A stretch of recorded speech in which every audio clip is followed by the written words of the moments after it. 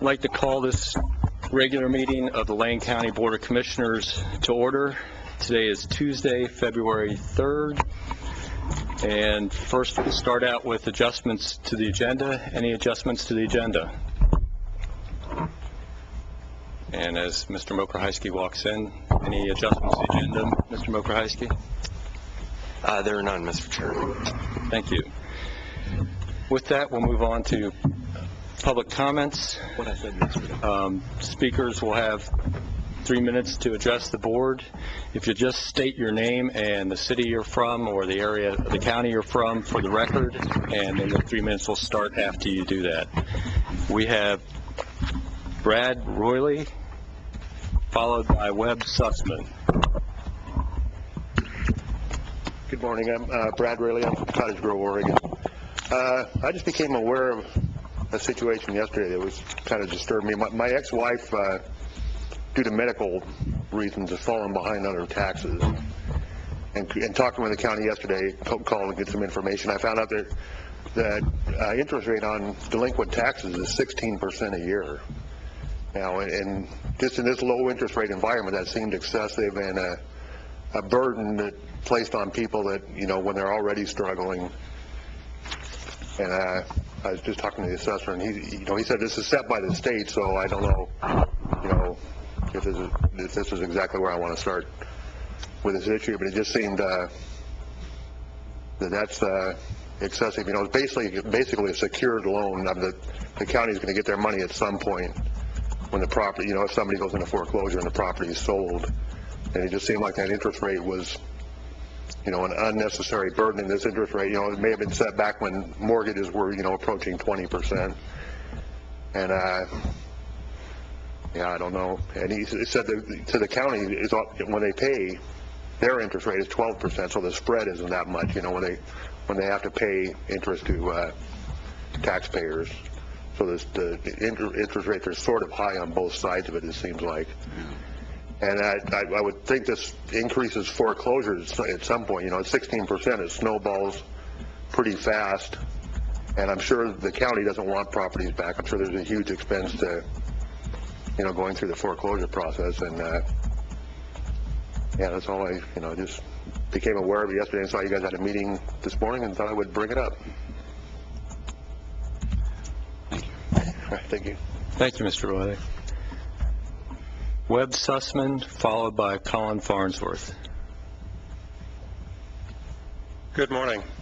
Webb Sussman, Eugene, City of Eugene. I noticed that the county was considering a road fee or highway fee, and my concerns around that are that I think that this is going to be a difficult sell for the county, in part because there are a large number of people that are either unemployed or underemployed and trying to find work. There's also a large number of people who are at or below poverty threshold and trying to come above that. And this fee strikes me as being regressive. It also strikes me as being a difficult sell, if you will, in this economic environment. Those were my concerns. Thank you very much for your time. Thank you, Mr. Sussman. Colin Farnsworth.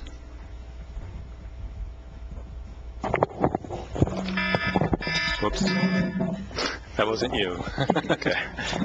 The last two speakers managed to do it in 3 minutes. So I'm Colin Farnsworth, Lane County resident at 110 West 35th Place, Eugene, Oregon. I'm also the current state coordinator for Oregon's chapter of PANDA, the People Against the National Defense Act of 2012. I noticed that the Commissioner's future agenda list for 2015 does not include the ordinance against the dangerous provisions of the 2012 NDAA. At the end of last year, you guys all agreed to put PANDA's proposed ordinance on a future agenda list and even directed your legal staff additional time to review the material. The legal staff ignored that request, and now it seems you are attempting to end any further progress toward passing an ordinance that so many in this county have voiced support for. At the end of the public hearing on the 2012 held here in April of 2014, Chair Commissioner Pat Farr directed staff to draft a resolution and an ordinance addressing the concerns made by dozens who made public testimonies in front of you and the 300 people in attendance. 2 months later, staff returned with a well-researched and well-written resolution, but made no attempt to draft a working resolution of their own. The resolution stated, quote, Lane County will not provide public resources to assist federal agencies acting under detention powers granted by the NDAA or any other federal authorization of force that could infringe upon constitutional freedom of speech, religion, assembly, privacy, or the right to counsel, end quote.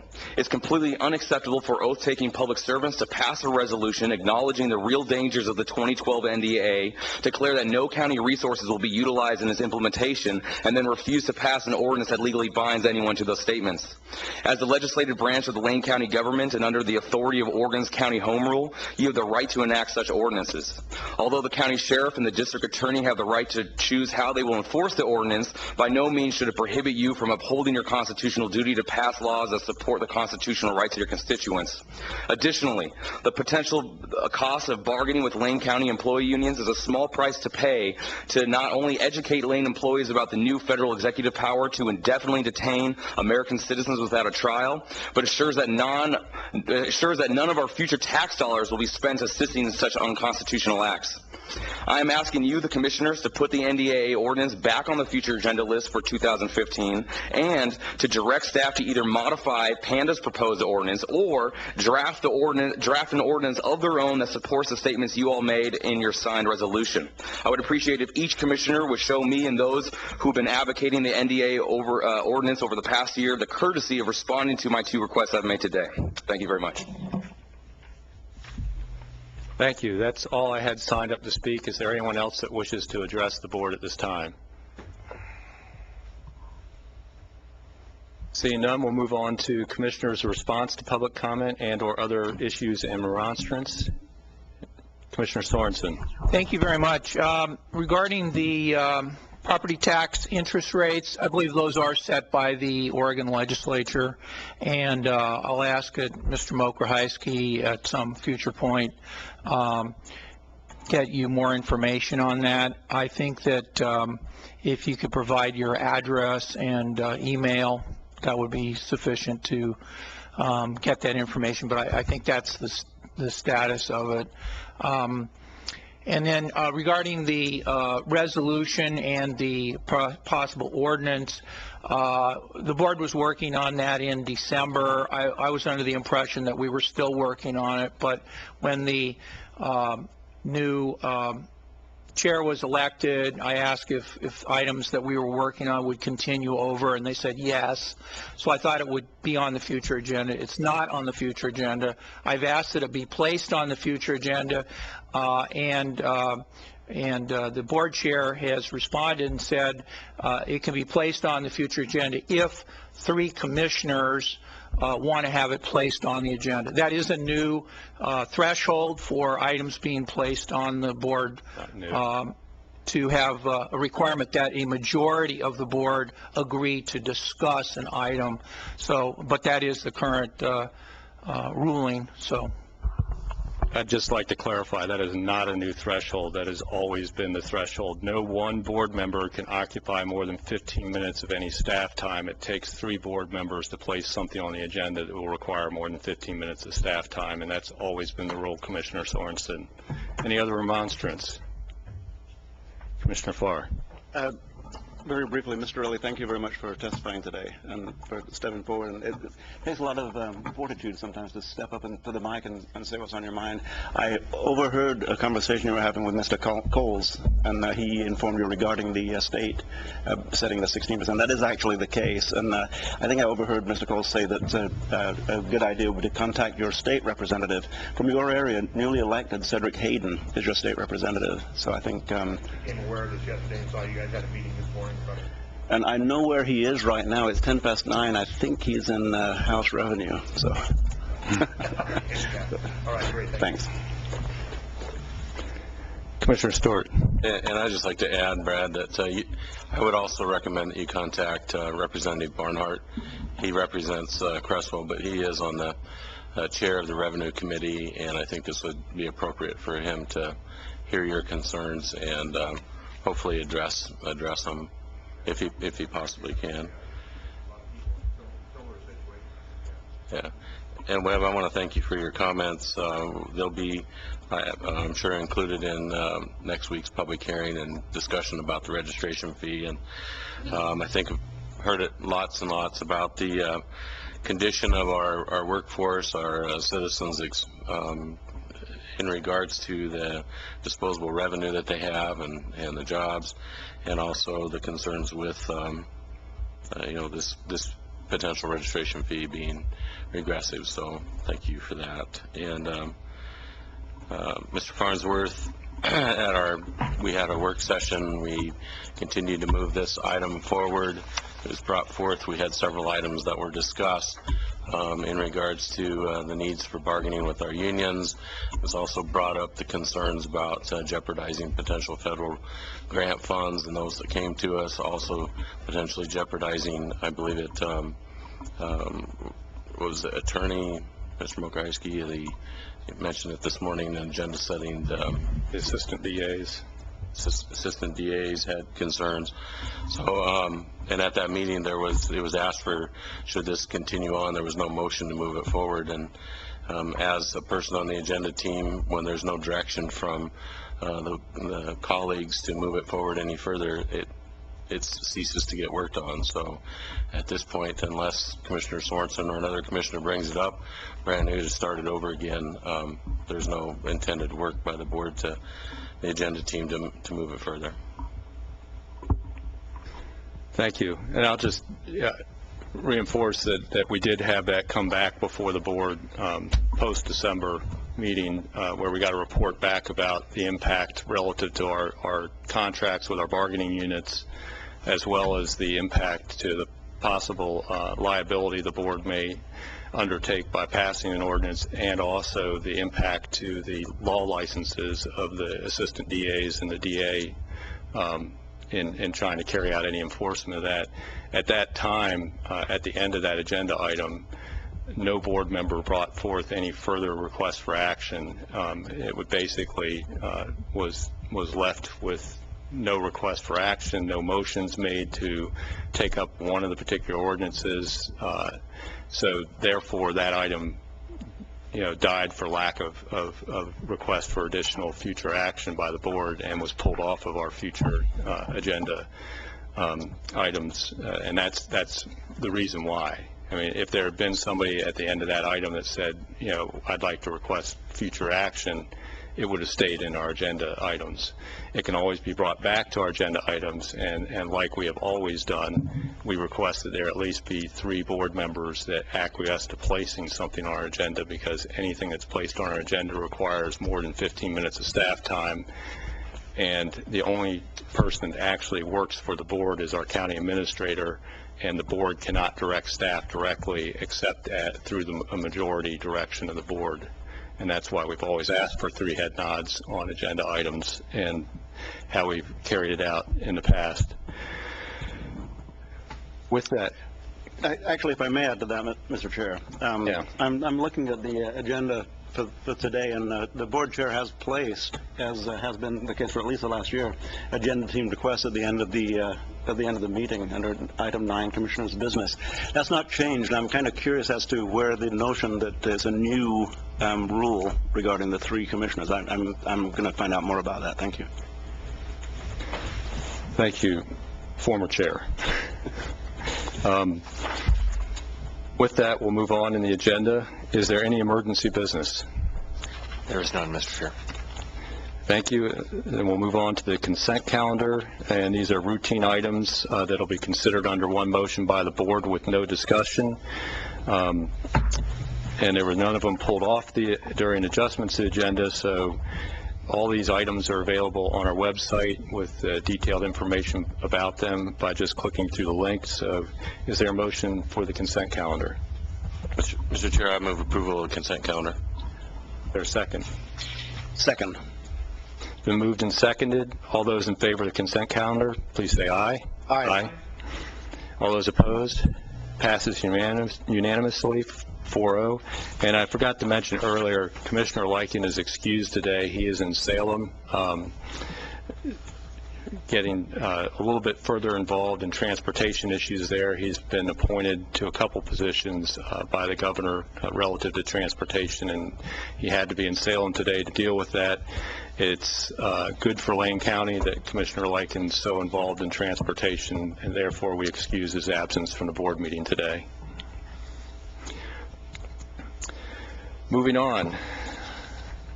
Item 6, assessment and taxation. Order number 15-02-03-01 in the matter of amending Chapter 60 of Lane Manual to enhance A&T services to taxpayers and taxing districts by recovering a portion of the cost of auditing exempt and use assessed accounts in Lane County for continued compliance with program requirements. And we have the assessor, Mr. Coles. Thank you. Good morning, Chair, Commissioners. I come before the board today in conjunction with the newly adopted county strategic plan. One of the items on the plan is to look at all avenues, possibly for service recapture and for augmentation of the general fund. One item in assessment and taxation is especially assessed accounts and exempt accounts. One piece that we've kind of fallen behind on over the years is the review of existing specially assessed accounts and exempt accounts by application. I come before the board asking for a service recapture charge to be added to the Lane Manual for applications of such. Any questions for Mr. Coles? Seeing none, do we have a motion? Thank you. Mr. Chair, I move to adopt Order 15-02-03-01 in the matter of amending Chapter 60 of Lane Manual. Second. It's been moved and seconded. Any discussion to the motion? Seeing none, all those in favor, please say aye. Aye. Any opposed? Passes unanimously, 4-0 with Commissioner Lykin excused. Thank you, Chair, Commissioners. Thank you. Item number 7, County Council. Any announcements from County Council? Do we have need for executive session today? We do not. We do not. Very good. Item 8A, County Administration announcements. Mr. Mokahysky. Thank you, Mr. Chair and Commissioners. A couple quick things. Last week at the board meeting, there was public comment about an individual who had a disabled vehicle on Maxwell Road. And the board had asked that we follow up with that individual. We've done that. We spent a significant amount of time with our Sheriff's Office, County Council, and I actually went out and drove the stretch of Maxwell Road to understand the issue there. And we did respond, and the Commissioners have a copy of the letter that we responded to Ms. Lewis. It was about a 3-page response with the detail of the issues relating to the removal of that vehicle, which really revolved around ensuring public safety and removing a hazard to the driving public and pedestrians and bicycles in that area. So that letter is available for any members of the public that may be interested on the board's email terminal. As it was forwarded to the commissioners in your email group.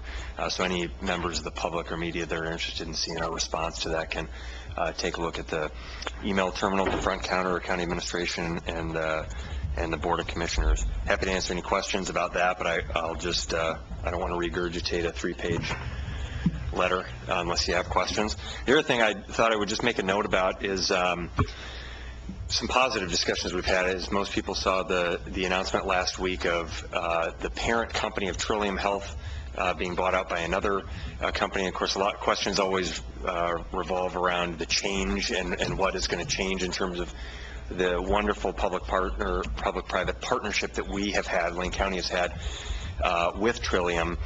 And I'm pleased we had an opportunity to meet with Terry Copeland, the CEO, and the CFO of Trillium, as well as some of their staff, our Health and Human Service staff, Alicia Hayes, Karen Gaffney, and others, met last week with the leadership of Trillium, and we feel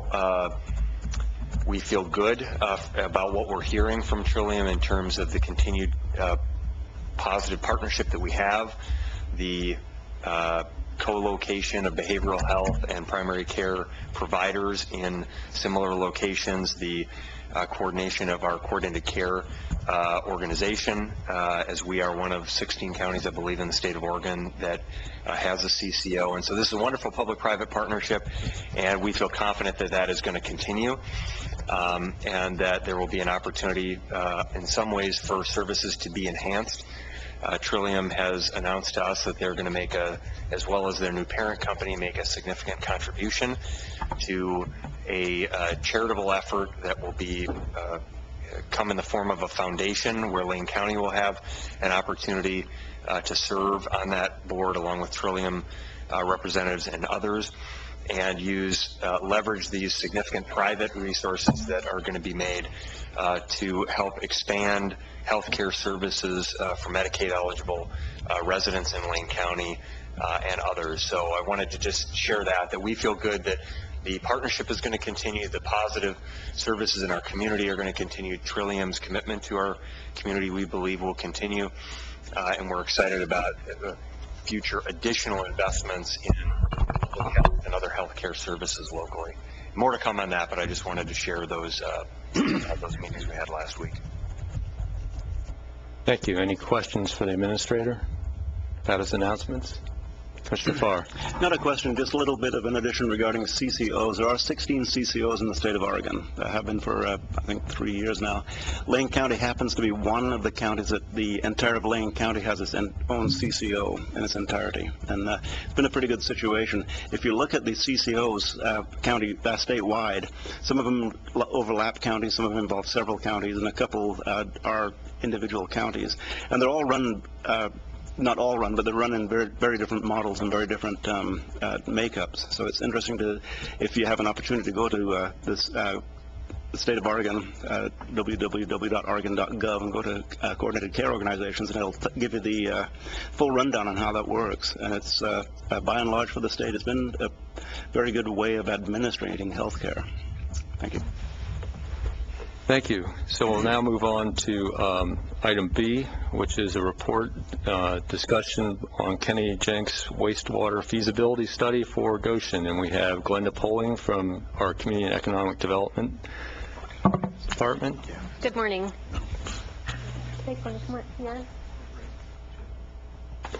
You all can sit at the table so you have microphones, because we won't hear you.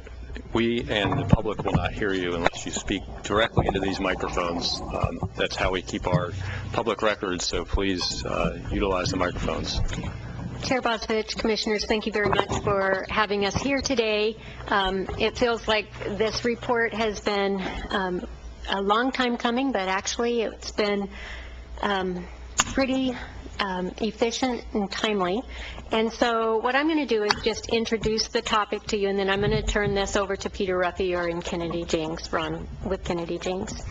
As you know, Lane County has embarked on an innovative process to increase economic development and employment opportunities in the rural unincorporated community of Goshen. The GREAT Plan, also known as Goshen Region Employment and Transition Plan, seeks to enhance the economic viability of 316.5 acres of existing underutilized industrially designated land within Goshen. Through adoption of the GREAT Plan, the county advances the purpose of Oregon Statewide Planning Goal 9, economic development, which is to provide adequate opportunity throughout the state for a variety of economic activities vital to the health, welfare, and prosperity of Oregon's citizens, and to assist Goshen to evolve into a prosperous community centered around urban levels of industrial uses that will serve as the region's engine of long-term economic stability.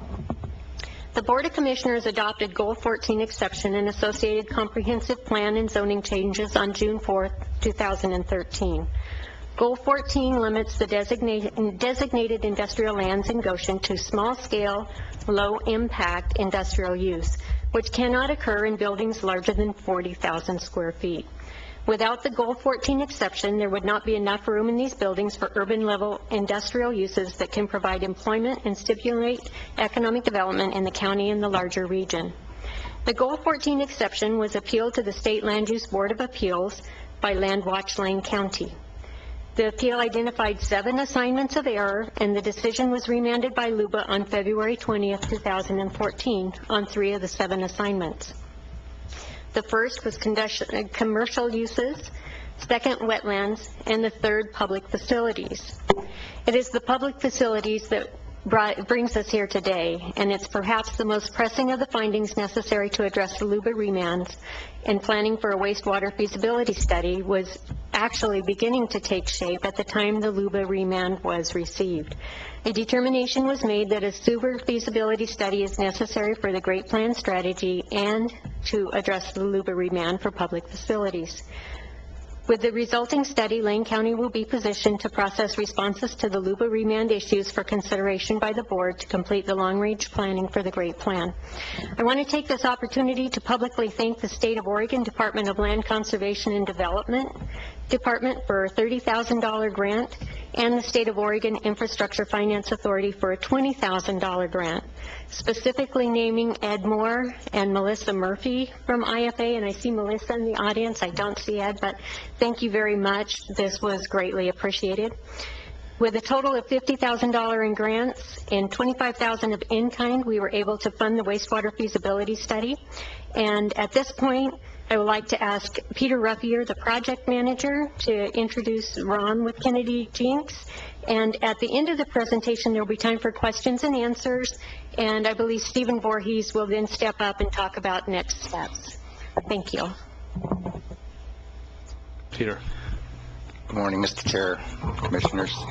My name is Peter Ruffier. I've been working with the county on project coordination for assessing the feasibility of providing wastewater services to the industrial lands in Goshen. The project was initiated in the summer of 2014, and we received the final report a few weeks ago. It essentially consisted of 2 parallel tracks of activity, one in which the consultants identified the basic context and parameters for the feasibility assessment, and the second for the oversight and input of a technical advisory committee. In regards to this latter activity, I would like to acknowledge the deliberations and the input of members of the technical advisory committee, which included Mary Camarada and Tim McFetridge with the Department of Environmental Quality, John Lively with the Lane Metro Partnership, Jackie Michalonis, the South Regional Coordinator for the Governor's Regional Solutions Team, Ed Moore with DLCD, Annette Spickard and Ken Bogany from the City of Springfield, and Gene Staten, a business owner in Goshen. I would also like to acknowledge the valuable contributions and insights by 2 of the county staff, Mark Rust, who was fundamental in development of the Great Plan, and Dan Hurley, who was with Solid Waste Division and provided input with regards to Short Mountain Landfill. The consultants selected to conduct the feasibility assessment are Kennedy Jinks, a firm that has expertise in engineering and science related to water, wastewater, energy, and environmental projects. The Kennedy Jinks team was comprised of Heather Stevens, Ron Waltz, and Benjamin Bose. Ron will be making the presentation of their assessment and findings related to the feasibility of providing wastewater services to Goshen. Good morning, gentlemen. Be working towards the presentation here. We'll be starting off with a couple of introductory slides that I think have been already well covered, so we'll go through them quickly. First, we're talking about the Goshen service area. Consists of 317 acres of industrial zoning. As mentioned, Short Mountain Landfill has been taken into consideration. And also an important point is this feasibility study did not take into account residential flows. They would remain on on-site treatment as they are now. Again, zeroing in on the industrial zoning in the Goshen area, an important assumption made very common in these evaluations is that the future industrial service would provide its own pretreatment if necessary to treat its industrial wastewater down to what we call domestic levels, such that wherever it would go essentially would be considered domestic strength wastewater. Again, some additional background. The real purpose of this study generated from the Luba remand, and in particular, we're looking at, well, let me go back a little bit and re-emphasize what Peter talked about. The way this was developed, its first workshop with the county, while we were developing the initial draft plan, there was parallel discussions on with the Technical Advisory Committee. The draft plan was reviewed by Technical Advisory Committee and other stakeholders. Those comments have been addressed before this presentation today. And back to the Luba remand, in particular, what we're looking at addressing here is the issue of likely to provide it in a timely and efficient manner. The feasibility criteria that was set up for the evaluation included constructability and capacity of treatment to handle projected flows and loads, timeliness of implementation and construction, and regulatory and permitting challenges and obstacles. After the workshop, it was decided that 3 alternatives would be evaluated. They essentially comprise a spectrum of potential alternatives. One is connection to the regional treatment facility, MWMC. Second is lagoon treatment, storage, and irrigation. And that's a simplified treatment process with a large area. We'll look at more detail.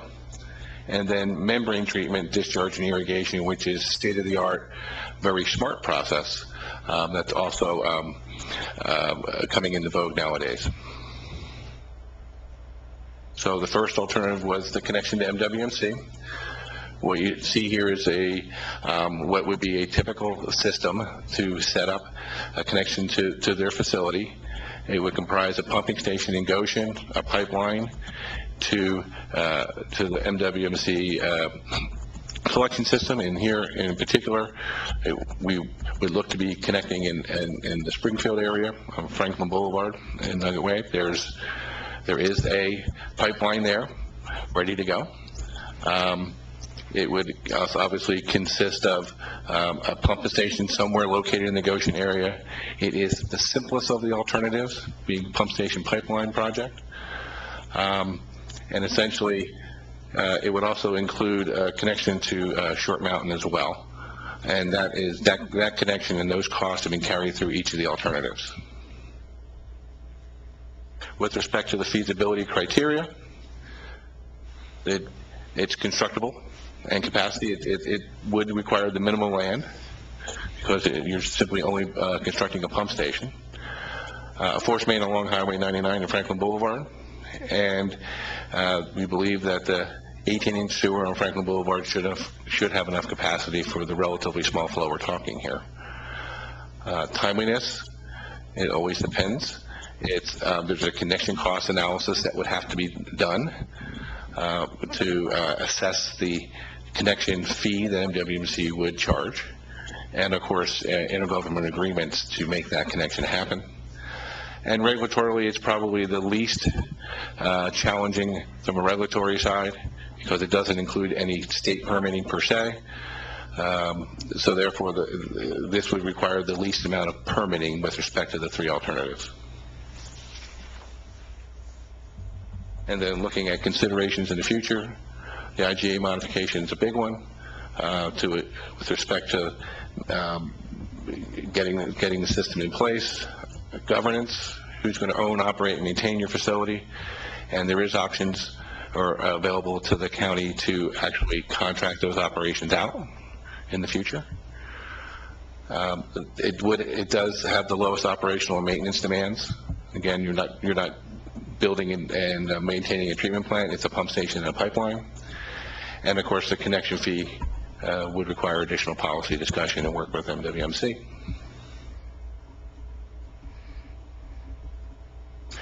The second alternative is what we call lagoon treatment. This is the alternative where you would, it's a relatively low cost, simple treatment system. The treatment system would take a lot of land. And also the advantage here is what would happen is you would store your winter flow and irrigate in the summer. And that would prohibit you from having to discharge to one of the local waterways, be it creek or river, and therefore avoided that permitting. You still would need permits. You need a WPCF permit, which is a little simpler than an MPDES permit. And then one of the big advantages is there is potential partnerships for irrigation in the area. We know that communities just south do practice summertime irrigation in the vicinity. So it definitely seems feasible that as they're doing it. So as I mentioned, from a constructability and capacity standpoint, it is the largest footprint. We estimate about 45 acres. That land would have to be obtained. The timeliness, again, would have a lot to do with the land acquisition process. And as I mentioned, the regulatory would be a little more complicated, the MWC connection, a little less complicated than the alternative 3, somewhere in the middle, requiring a WPCF permit, which is also through DEQ, but is a simpler process. And then with respect to considerations in the future, lagoon treatment plants are simple to operate. There's not a lot of equipment, but there is a lot of space, a lot of land required for those facilities. And like all the alternatives, you would still have the formation of a district to own, operate, and maintain. You'd have to basically be able to fund and maintain the system.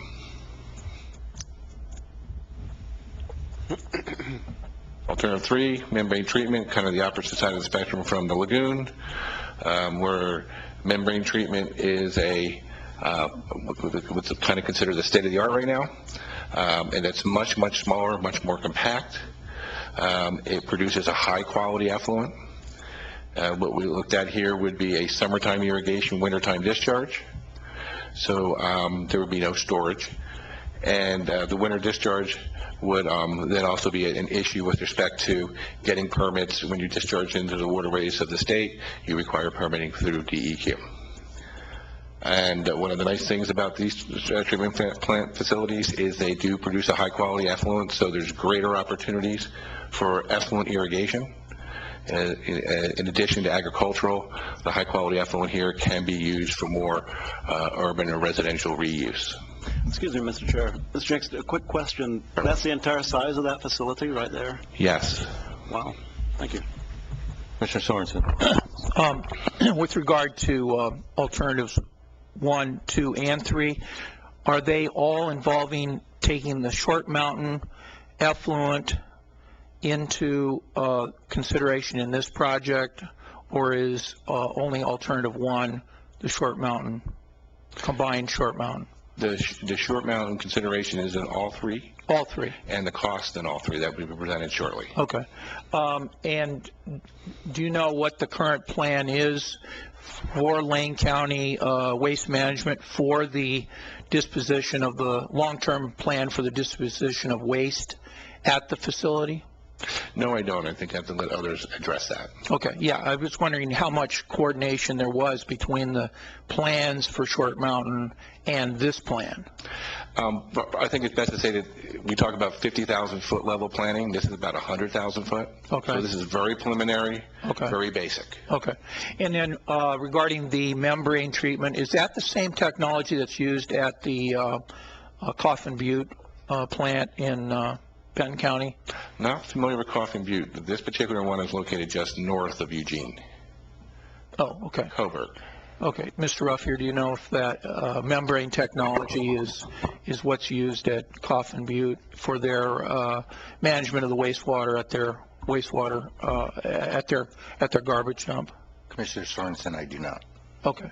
All right. And then regarding the first alternative, you mentioned one of the issues was the, I think it was, if you could go back to that slide, that would help me ask the question. I'm sorry, Mr. Chair. I just had a question about that picture. I didn't mean to interrupt the presentation. Okay. I don't either. I don't mean to interrupt. I just thought if you were putting that up there, I would ask you.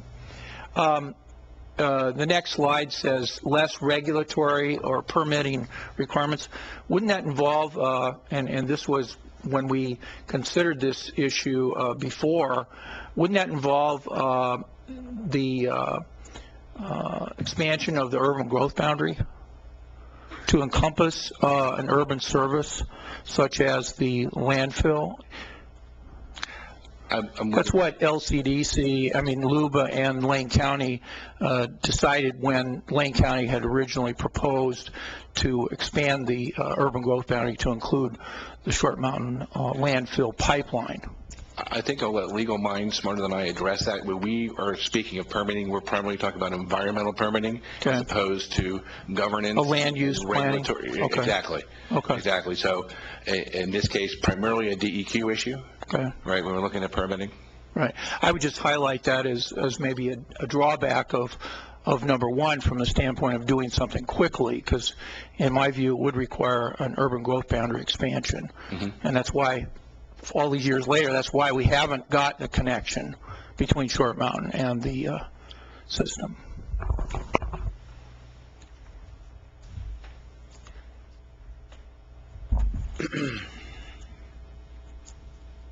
So I believe this is where we left off, just kind of wrapping up alternative 3 from a feasibility standpoint. It does have a very much smaller footprint and a lot more mechanical equipment, so more involved design from that perspective. Timeliness, the land acquisition would obviously be required, but a very much smaller piece of land. And then from a regulatory standpoint, it's more complex because you would be discharging to a waterway. In this case, we looked at Wild Hog Creek. I will mention that initial review of looking at the Willamette River, which is an obvious question. We deem is more difficult because of the TMDL process associated with the Willamette River, which effectively can drag on the permitting process, whereas something like Wild Hog Creek it doesn't show up on the radar, and although it has its challenges, it's not pulled into the TMDL, total maximum daily load evaluation process of DEQ. So believe it or not, Wild Hog Creek would be a little less challenging to get permitted versus going to the Willamette River. Again, kind of summarizing what I just said, it's more complex and expensive operations. Maximum flexibility with respect to the effluent discharge. You're getting the highest quality effluent from that kind of technology.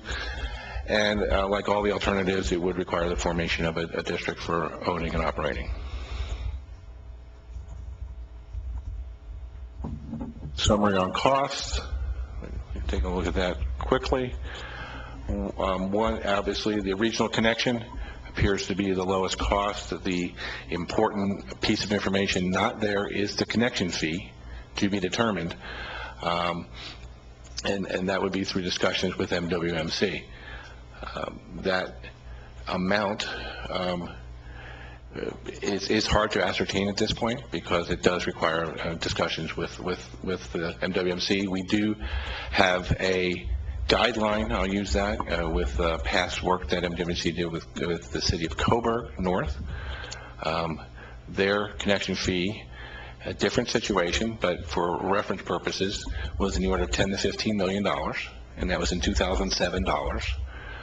We believe here that the situation is different and therefore should be considered different, and the cost should be determined through engagement with MWMC.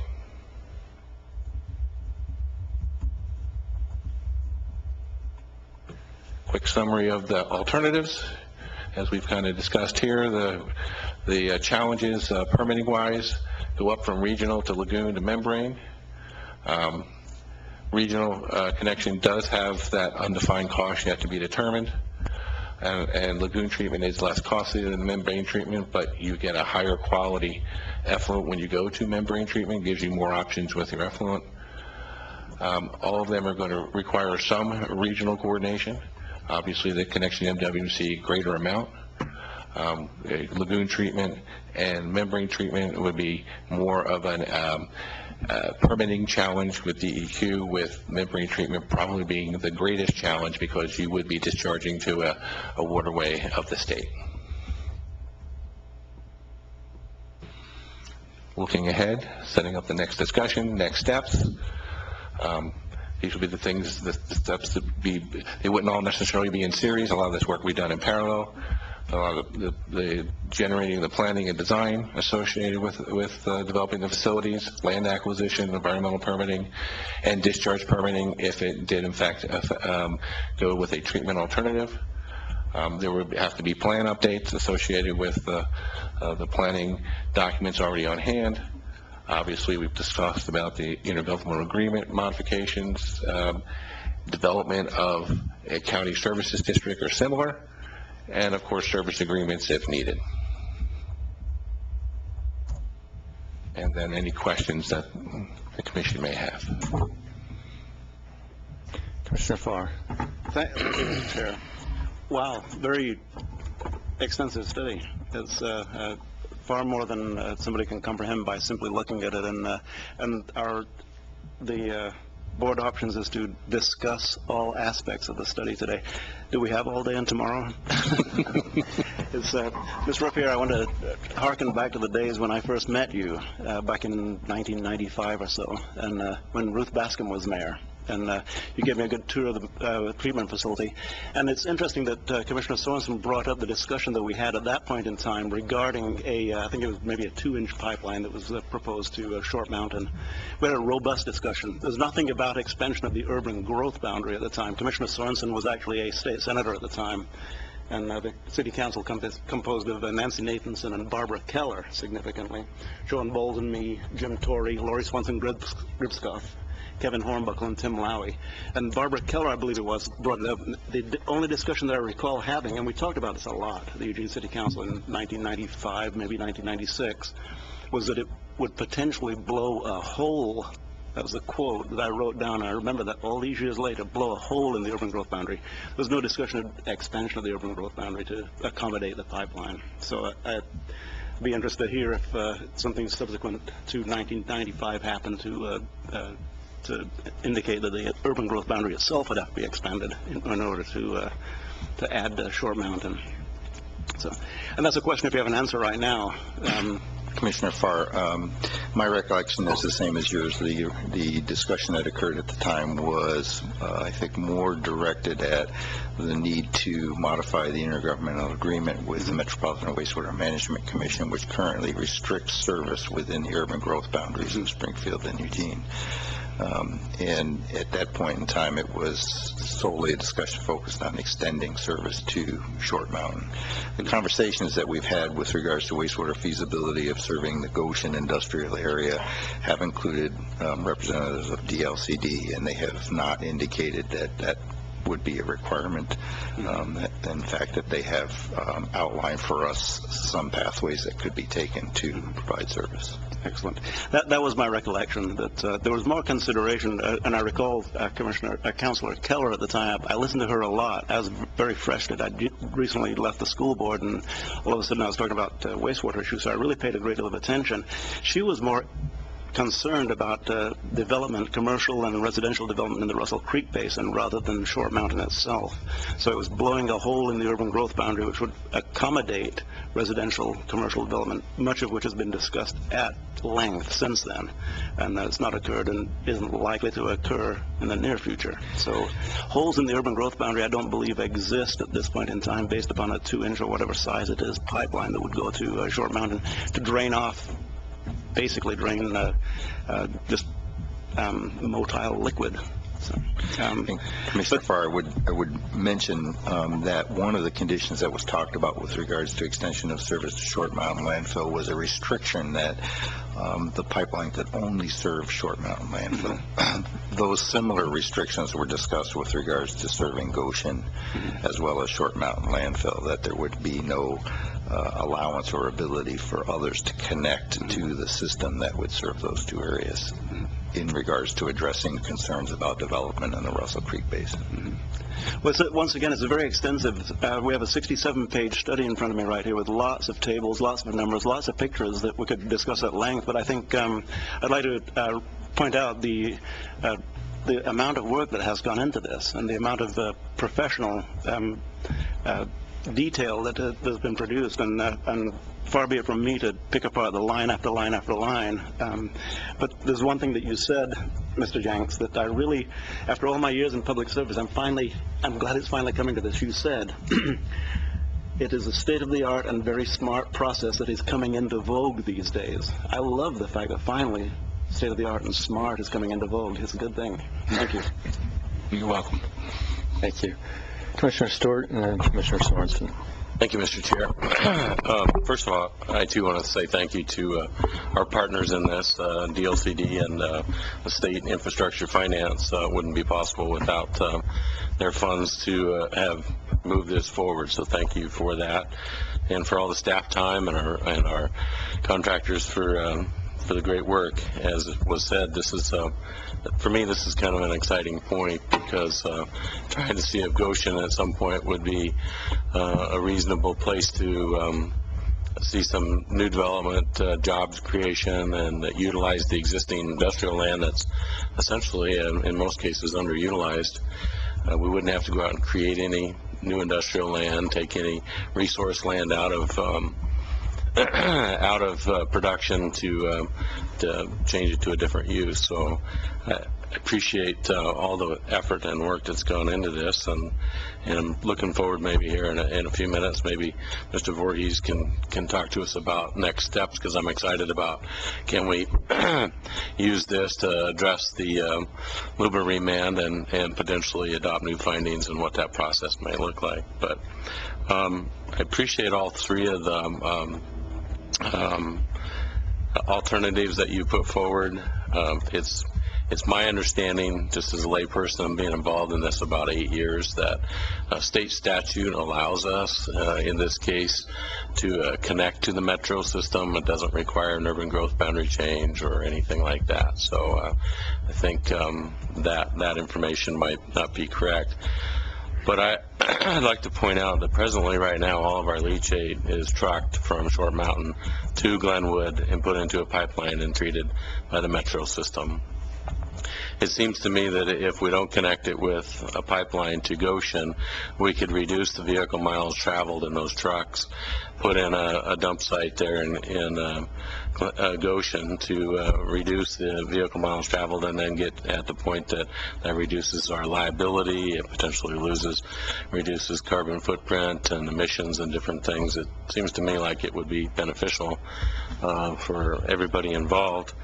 And it would be even that much more beneficial if we could connect that 4-inch pipe from Short Mountain to Goshen. So hopefully, if this moves forward and we can find the resources to actually see a facility built, that will be a real benefit for Linn County, Short Mountain, and the citizens that live here.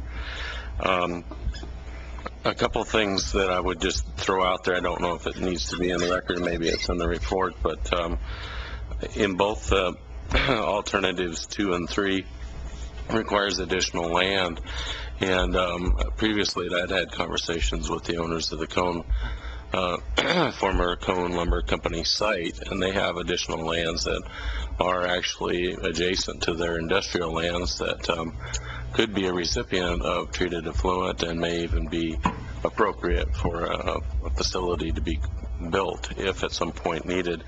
And that way we wouldn't have to use up any of the 45 acres potentially that are industrial lands at the present time. And I would mention too, I didn't realize where Wild Hog Creek was. It's in a completely different area than if you head south, and that little connector creek to Willamette that seems to back up whenever there's a high water event. I was going to say that's probably not going to be a very appropriate place to discharge, but at Wild Hog, if my map here on the computer is correct, it's in a completely different location, and hopefully we wouldn't have be causing any additional potential flooding conditions if that went that way. So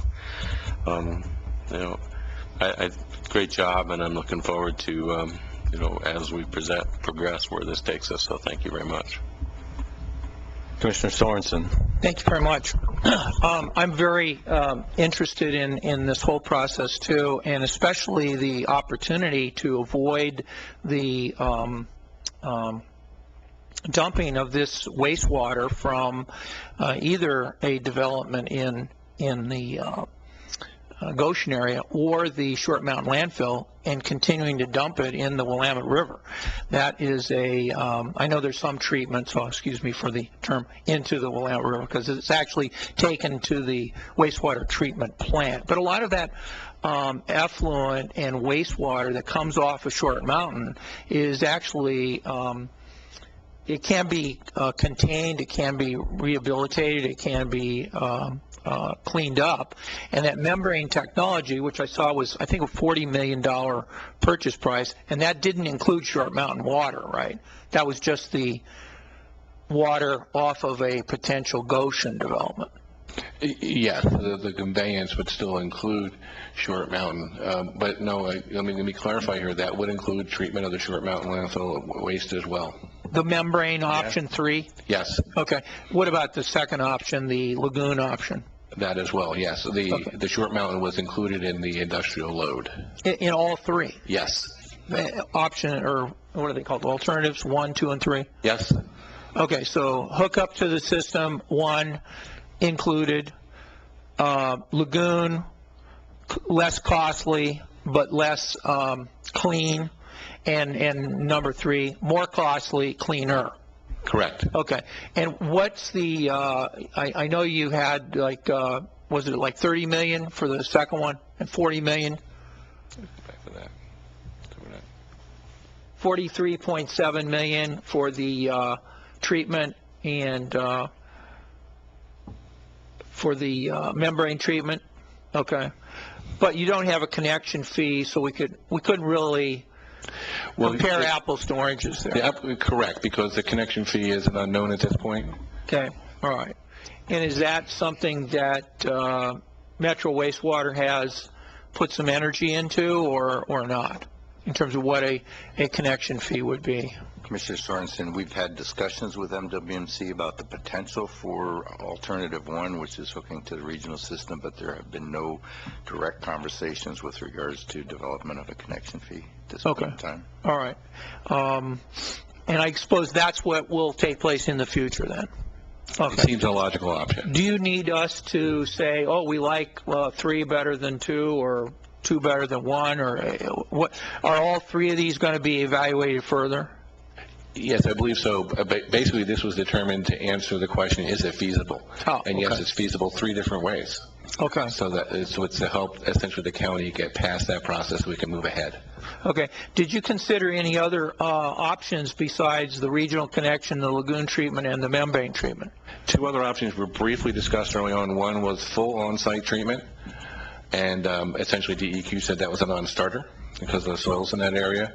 And I think I mentioned also we did also consider discharge to the Willamette River, which is not a non-starter, but is certainly more challenging than some other local waterways, even with some of how small they are with the flooding, simply because of the federal and regulatory process associated with those rivers. I mentioned kind of the TMDL process, which is a long process that DEQ would have to go through and essentially allocate a waste load to Goshen, and that's essentially out of your control.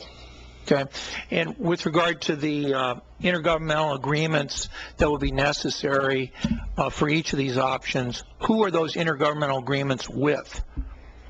I think that might be better answered by your next speaker. Okay. Who's talking about next steps, and better legal minds than mine. Okay. Thank you.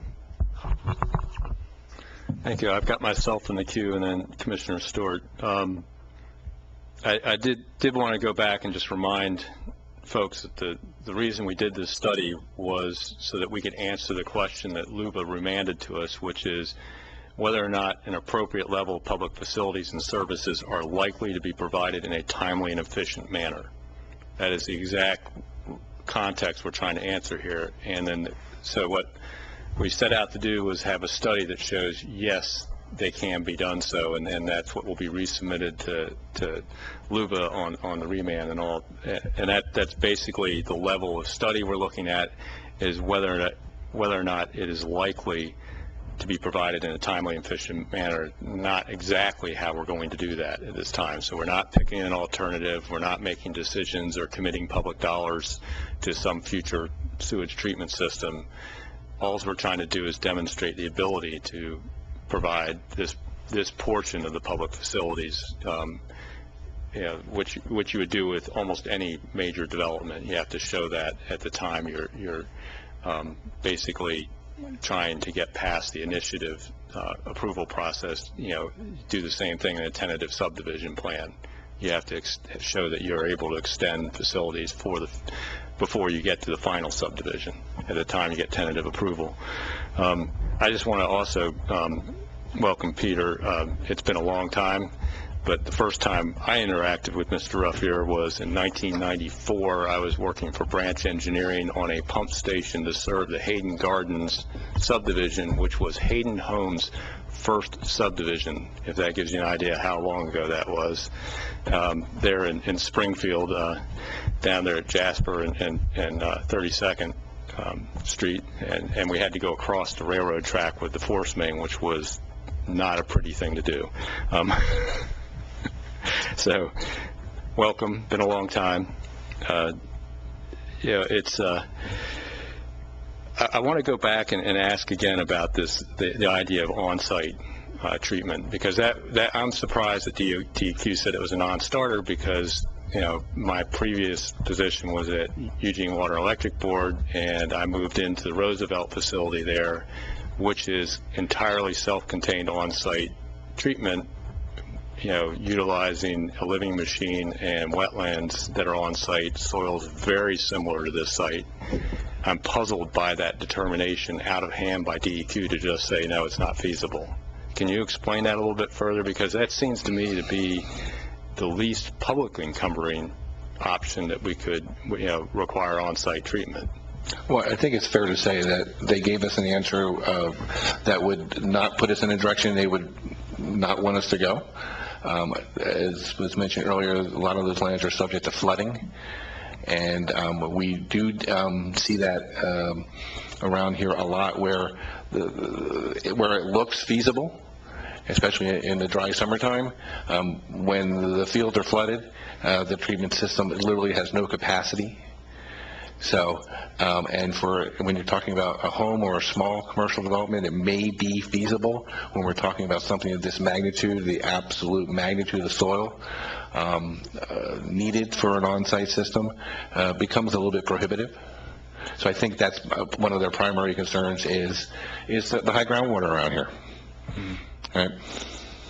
And if I may, Mr. Chair, I would also add that the study that was done regarding feasibility was for full build-out of the industrial properties in Goshen, and I think the assessment was that the level of flows at full build-out that would be required for on-site treatments would exceed the carrying capacity of the soils to do that. We did discuss along the way the possibility of phasing treatments to support levels of development until you get to a certain tipping point where you would have to install a centralized collection system and treatment system.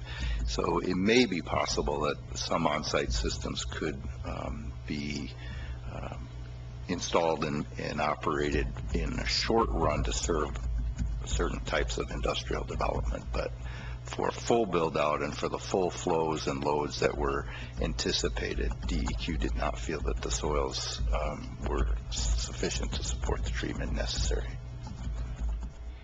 Okay, that's interesting. The system at the eWeb site was part of how they got their high LEED certification, because one of the things they look for in the LEED certifications is on-site treatment.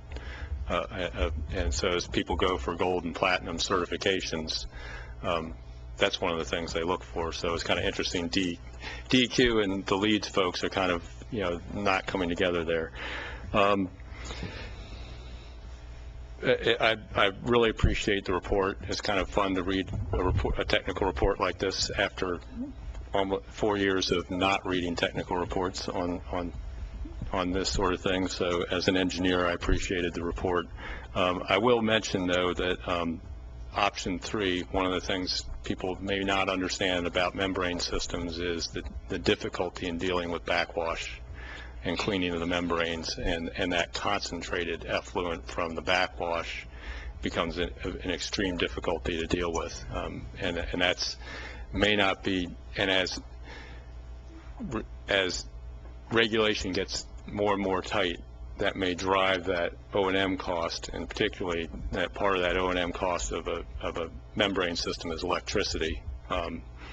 There's a lot of variability in that annual O&M cost, and that tends, not only is it a huge upfront capital cost for a membrane system, the long-term O&M cost can really jump, and there's a lot of risk involved in that. So that, it looks great, sounds great, but any of these options ends up with a system that ends up discharging clean water to our environment and providing treatment.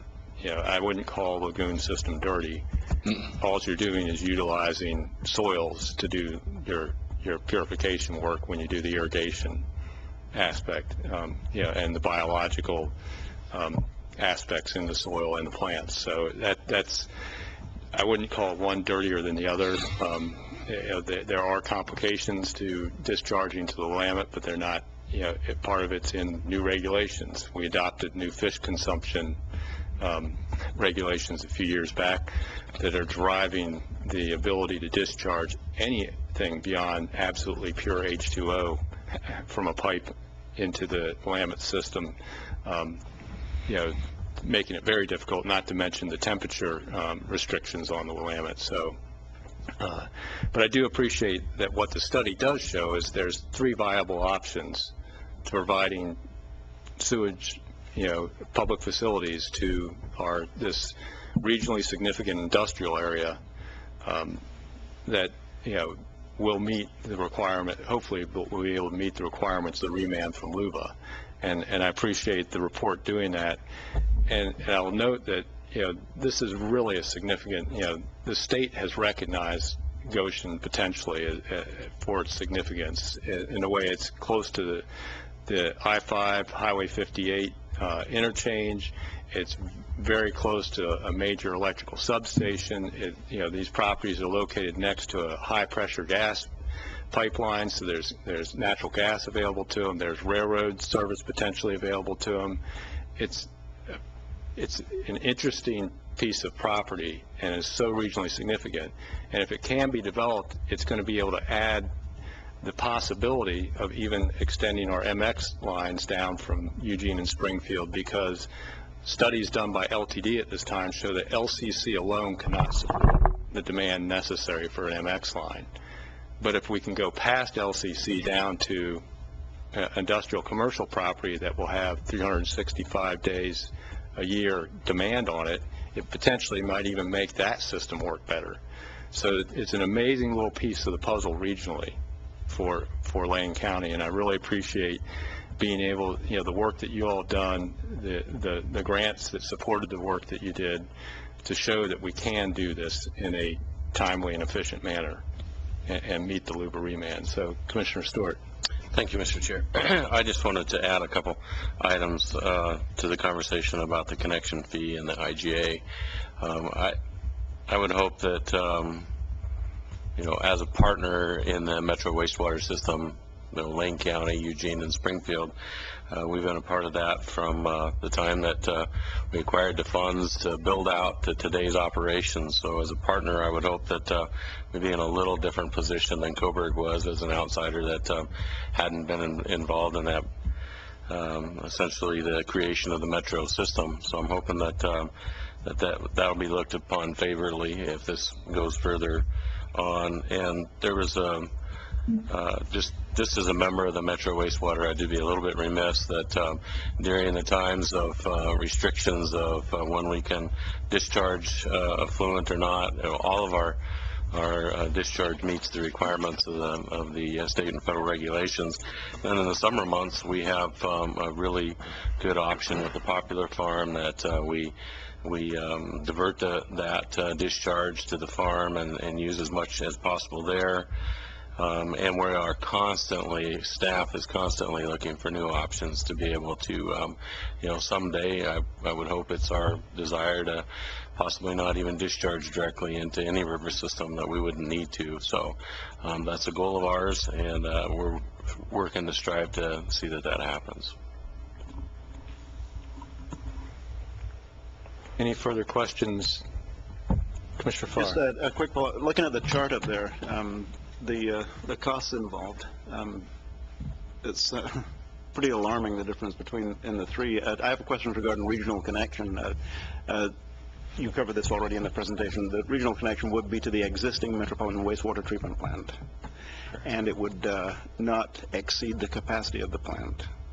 Correct. And the term you use regarding the strength of the effluent would be residential. Residential domestic, yes. Yeah, so much the same as a development out in northwest Eugene. Okay. Okay, that answers all those questions. You know, I went to school at Lane Community College back in the early 70s, when Lane was new and the lagoons were new, and we used to have running trails around those lagoons. So since then, it's been determined that it's not a good idea to run around sewage lagoons. For that reason, I have this kind of not a real wholesome feeling about the thought of having more sewage lagoons. You know, my personal preference is let's find another way to do it. But I am also an engineer. I was an engineer, a certified engineer in the Army, but I was a combat engineer, and rather than planning buildings, we planned blowing buildings up mainly. But, and rather than planning, treatment plants, we did deal with trucking a lot of yucky stuff, but it wasn't the water from a landfill. You know, we do truck a lot of yucky stuff up the freeway right now. It's kind of alarming to think about how many trucks are carrying this stuff on a regular basis, and how much more efficient, cleaner, safer it would be inside of a 4-inch line, that it's fully contained. So I think I'm wandering a little bit right there, but to me, looking at a regional connection, we already have the plant in place. We've already, it's determined that we're not exceeding its capacities. And Mr. Ruffier, when you gave me that tour of the plant back in 1995 or 1996, you gave me a hat at the time. I still wear that hat whenever I go to Bolton Road, to take my trash out there. Just remind myself that as a county, we are absolutely committed to as little discharge as possible and to as clean a discharge as possible. You taught me that from the very first day. I don't see that being any different. And the regional connection, I don't see that being any hole in the urban growth boundary. I don't see it being any relaxation of our integrity in terms of discharge and controlling our discharge. Once again, thank you very much for this really in-depth study. I'd like to encourage, I'm looking at this online. Anybody who's watching or listening to this now or in the future can look online at today's agenda, just click view items. A lot of stuff in there to look at and think about. Thanks again, and thank you very much for being part of the study. Maybe one point of clarification before we end, just for the commission. With respect to the two options you mentioned, on-site and the Willamette River, I don't want to give the impression that they're impossible. Right? It just, against these three, they're less feasible. And that's why they kind of sink to the bottom and these rose to the top, and we have the right perspective there. Thank you. Any further questions for the technical team that prepared the feasibility study? If not, we'll move on to the attorney side of things here and hear about some of the next steps.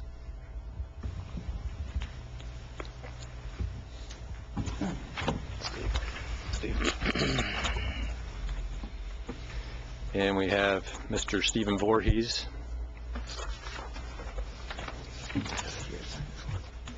Yeah, for the record, my name is Stephen Voorhees. I'm with the Lane County Office of Legal Counsel, and I've just distributed to you kind of a short memo outlining where we are in the LUBA process, what the issues are that were remanded to LUBA, and then some ideas for you to think about in terms of where we should go, how we should process the remand now that we have the feasibility study. And I think the feasibility study will address one of the more significant issues that was remanded by LUBA quite adequately, and will be something you will have an opportunity to consider more in the land use process. So you don't really need to make a decision on this feasibility study. This is sort of the introduction to it. You'll hear more about it, see more, have a time to look at it more, particularly as we go through the land use process, because that will be one of the pieces of new information provided to you to address the remand issues. And we're in the process of preparing findings on all three of those issues. and would anticipate coming back to you ultimately with an ordinance amending the exception to justify the commercial uses and also adopting additional findings to address the wetlands and the feasibility of a community wastewater system. Just to back up a second before we get into the highlights of what your process options are, as I think you made clear, the Short Mountain leachate pipe process we went through didn't involve really an urban growth boundary expansion. I think that was an issue kind of in the background with MWMC in terms of what their capacity and ability to take that in was limited by, if at all, by their organizational structure. The Metro Plan amendment, as you know, the Metro Plan had a requirement to get consensus from both cities under a provision of the Metro Plan that required that kind of assent from the cities in order to extend a pipe into the metro area to handle the leachate from Short Mountain. There was a provision in the ordinance that was in front of the board and the cities that would have expressly limited any other connection to that pipe in order to avoid the issue of how would this instigate additional requests for treatment of sewage through this pipeline, and it was solely for the purpose of transporting leachate from Short Mountain to a connection point inside the Metro Plan area to then get it the rest of the way to the MWMC facility. As for that's kind of a segue. If that is one of the options we look to, obviously the IJ negotiations are, it's a starting point. If you go down that path, you sit down and talk through and work through the issues cost-wise as well as any other technical kinds of issues about agreeing to take the effluent from the Goshen area into the MWMC system.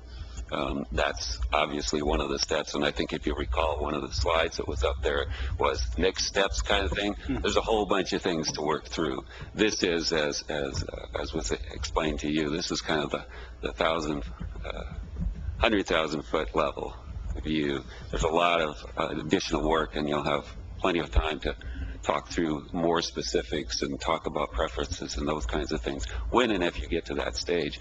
I think the issue that was remanded by LUBA, to get us back to the land use stuff that I'm here primarily to talk to you about, the concern with LUBA was the exception relied primarily on on-site sewage treatment.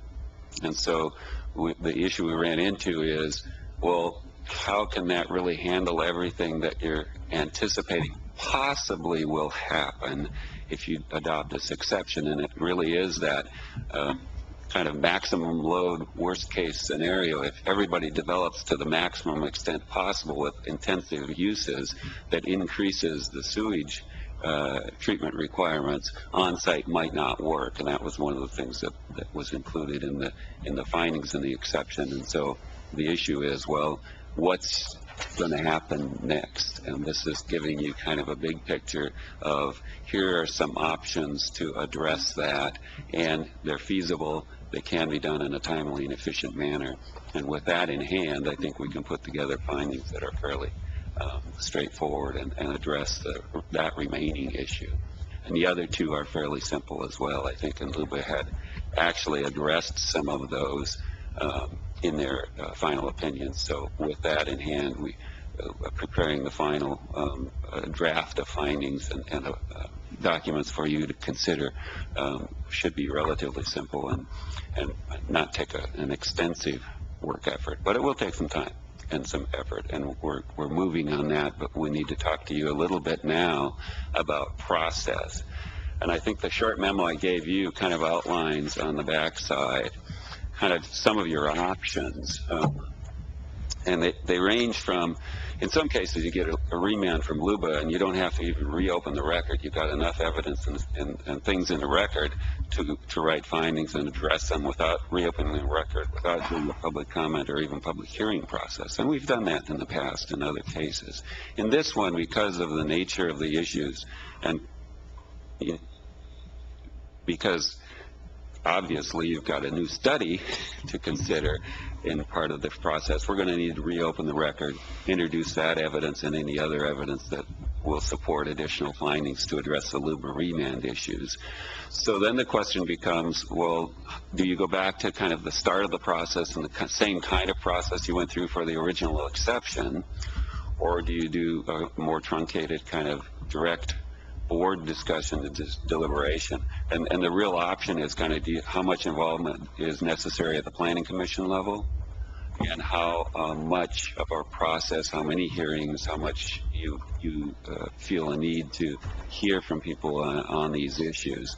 And so the full process would be have the Planning Commission revisit these issues, take a look at it, schedule a hearing, hold the hearing, make a recommendation, then the board address and schedule hearings, meetings, and deliberate on what was probably going to be an ordinance to amend the previous action and make sure that it's readopted, and the exception is added, is amended to include specific language justifying the limited commercial use kinds of things that were that are in the zoning that was adopted. So that would be the full process, and then obviously in each of those cases, if somebody comes to the hearing and asks for additional time to comment, that would add some time to it as well. But in terms of the options, that's the full range. There's in state statute and in our own code, we have not expressly articulated a process for remand proceedings, and that's in part due to the variable nature of remands. So you have flexibility legally to address this with a full process, with a more truncated process. You could combine Planning Commission hearing with a board hearing if you wanted to do that. It really depends on how quickly and how much process you would like to have or see as a board. And staff is ready to kind of follow your direction. So unless you have questions, I'll stop talking and let you ask them, or discuss how you want to process the remand with that short kind of brief outline. I've got Commissioner Stewart, then Commissioner Sorensen. Commissioner Stewart. Thanks, Mr. Chair, and thank you, Stephen, for this memo and the path to lay out. On the board here, it seems, my preference would be to just hold this at the board level. From the standpoint, it's not uncommon that we receive additional information on land items that the Planning Commission didn't hear, and they made a recommendation. So it wouldn't be out of precedence in this instance. There's no changes to the plan other than providing additional information to back up our findings, so it's not changing land allocations or different uses or anything like that. So I would feel comfortable in saying that I think that we can handle this through a hearing process here at the board and try to do it in a kind of a timely manner of 3 to 7 weeks, I think is what you have presented here. So I guess that's kind of the thoughts, and would hope that my colleagues share the same, that sending it back, there's the concern that you'd have to reignite or bring the new members that weren't a part of this process 3 years ago up to speed, and then remind everybody that of what's being taken place. I think it would just be a step that, in essence, when we're not changing anything other than bolstering our findings, I don't know if it's needed. If we were changing the outcome and more land, less land, or different allocations, I could see where that would need to probably go back and have a more extensive public outreach. Commissioner Sorensen. Thank you very much. I know that the board did vote to approve this, and then the land use advocates appealed it to the Land Use Board of Appeals, was it appealed beyond the Land Use Board of Appeals? In other words, did anybody disagree with LUBA's findings or LUBA's decisions and appeal it to the Court of Appeals, or did it end at the Land Use Board of Appeals? Commissioner Schwartz and Chair Bozovich, the short answer is no one appealed from LUBA. Okay. Okay. So their ruling is final, and that occurred back in February of 2014, about a year ago. What has transpired in the last year to comply with LUBA's decision? You just saw one of the major results, the feasibility study, got legs, got funding, and transpired, and that took a fair bit of time. Okay. On the other issues, not a lot yet, because we knew that there needed to be at least this feasibility study would be the best way to respond to that issue. Okay. The other two issues I've looked at and started putting together kind of responses to the other two issues, the justification for the limited commercial uses in the zoning that was adopted, and then the addressing the issue of analysis of wetlands under the EASY environmental, social, economic, and energy consequences of urban development on the site, and whether that's more adverse than the consequences of that kind of a development on other rural sites. Okay.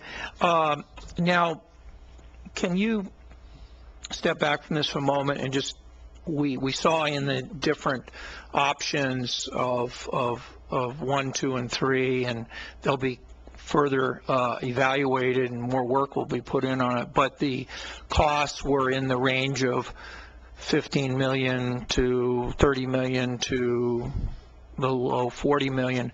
Where does the money come from to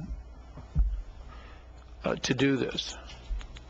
That's all part of the further studies to be done. Okay. That will need to happen in order to figure out, okay, what's the best economical, feasible, timely, and efficient way to actually do this when it becomes necessary, and how to do it. Is the county the applicant? The county is applying to itself to for this permit? Is the county the applicant? We're both the applicant and we're ruling on our own application, I take it. The actual start of this was done to some extent at the instigation of the board in the strategic plan that said it's important to do this. And then, yes, in a technical term, the county is the applicant because it was put on the long-range planning program by the board to say, let's move through this process. This is no longer on the long-range planning process, but planning work project.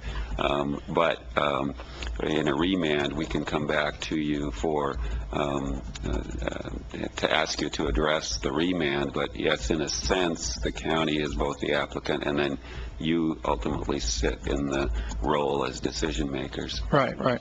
So who would be the best person within the county who is playing the role of being the applicant? Who is actually, you know, knowledgeable about what the applicant wants to do, as opposed to your role as the lawyer for the board in the decision-making and land use approval process? But it's kind of a collaboration. I think it is. It starts at the board in terms of the direction of go make this happen. Okay. Let's look at what we can do to improve the economic development in the Goshen area. Economic development folks have been really instrumental in taking the lead to address the wastewater feasibility study, and I think are also ready to collaborate in terms of finishing the drafting of additional findings and justification and marshaling the resources to present to you the option ultimately as a decision maker to say, okay, it was a good idea and we want to adopt these additional findings to support that action that was taken previously. And then of course the planning office has been intimately involved both in the context of the feasibility study and now will also lend support to making the process happen. So, are you aware of any EPA or DEQ rules pertaining to the Short Mountain landfill and the planning that's involved in the Short Mountain landfill and the disposition of wastewater off of the Short Mountain landfill and implications to this process? I've not looked at it in detail in the context of this particular study, and I've not been monitoring it, had my hands on firsthand with the planning and ongoing operational issues that Short Mountain is dealing with through both EPA and DEQ and otherwise. But that certainly could be part of and may be part of what you see and hear as part of the planning process, or you may also see and hear some of that as you go through some of your budget process in the next few months. Mr. Mokrajewski, would you have a recommendation on who the public or the commissioners could contact for information on the financing of the project? I know Mr. Voorhees has been concerned with the land use. For a minute, we have a 10:30 time certain.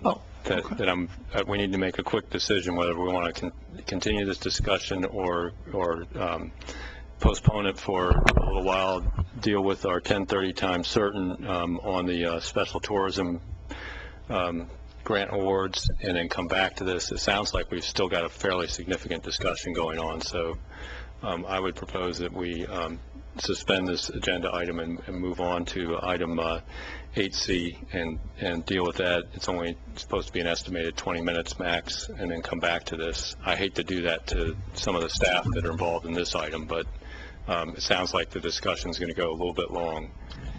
I'm not sure that it needs to. I think we've discussed the item itself. We're now asking questions regarding future action that really aren't significant to the letter or to the discussion at hand, so I think we're finished. Any other thoughts from the board? Or do you think we're getting close to wrapping up?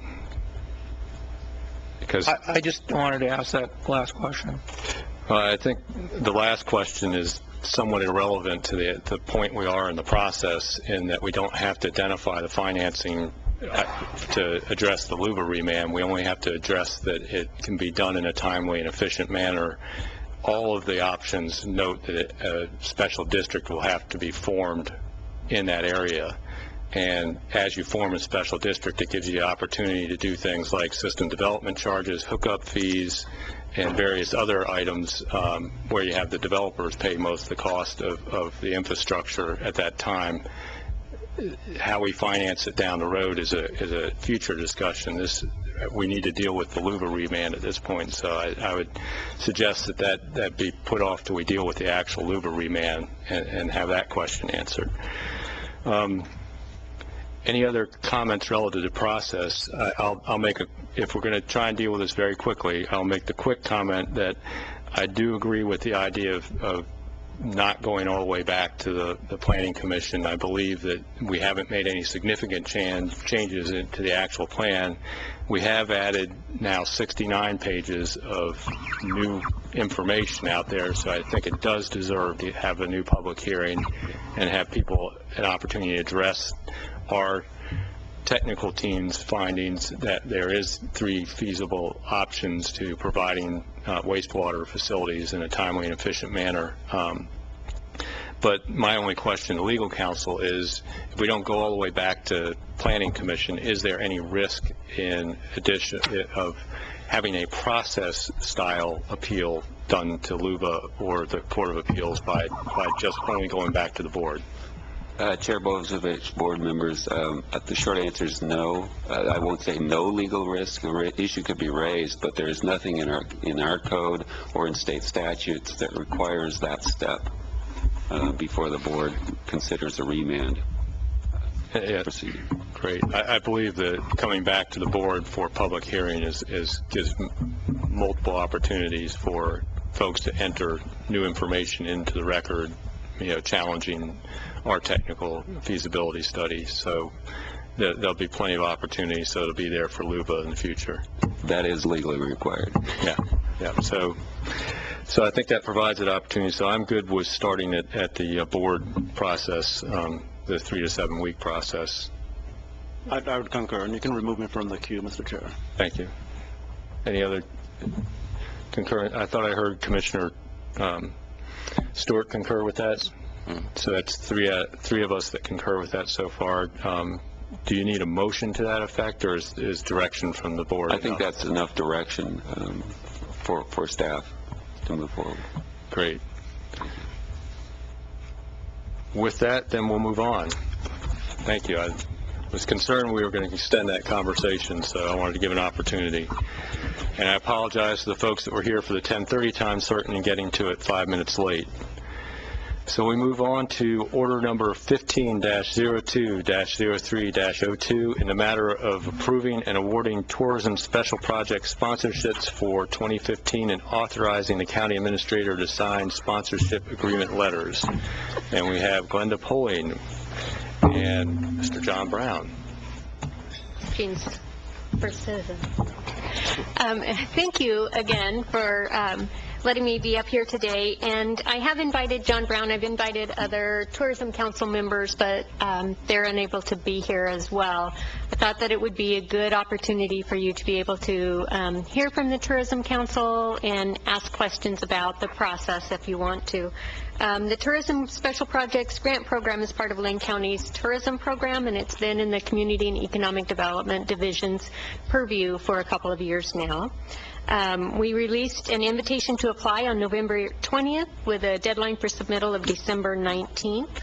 We received 44 applications, and 15 were recommended for full funding or partial funding, totaling $100,087.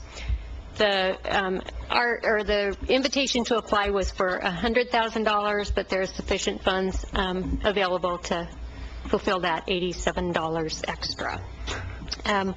I will note that yesterday we received word from an applicant whose application got sequestered by our security administrator because the application was in a zip file, and it was just released yesterday.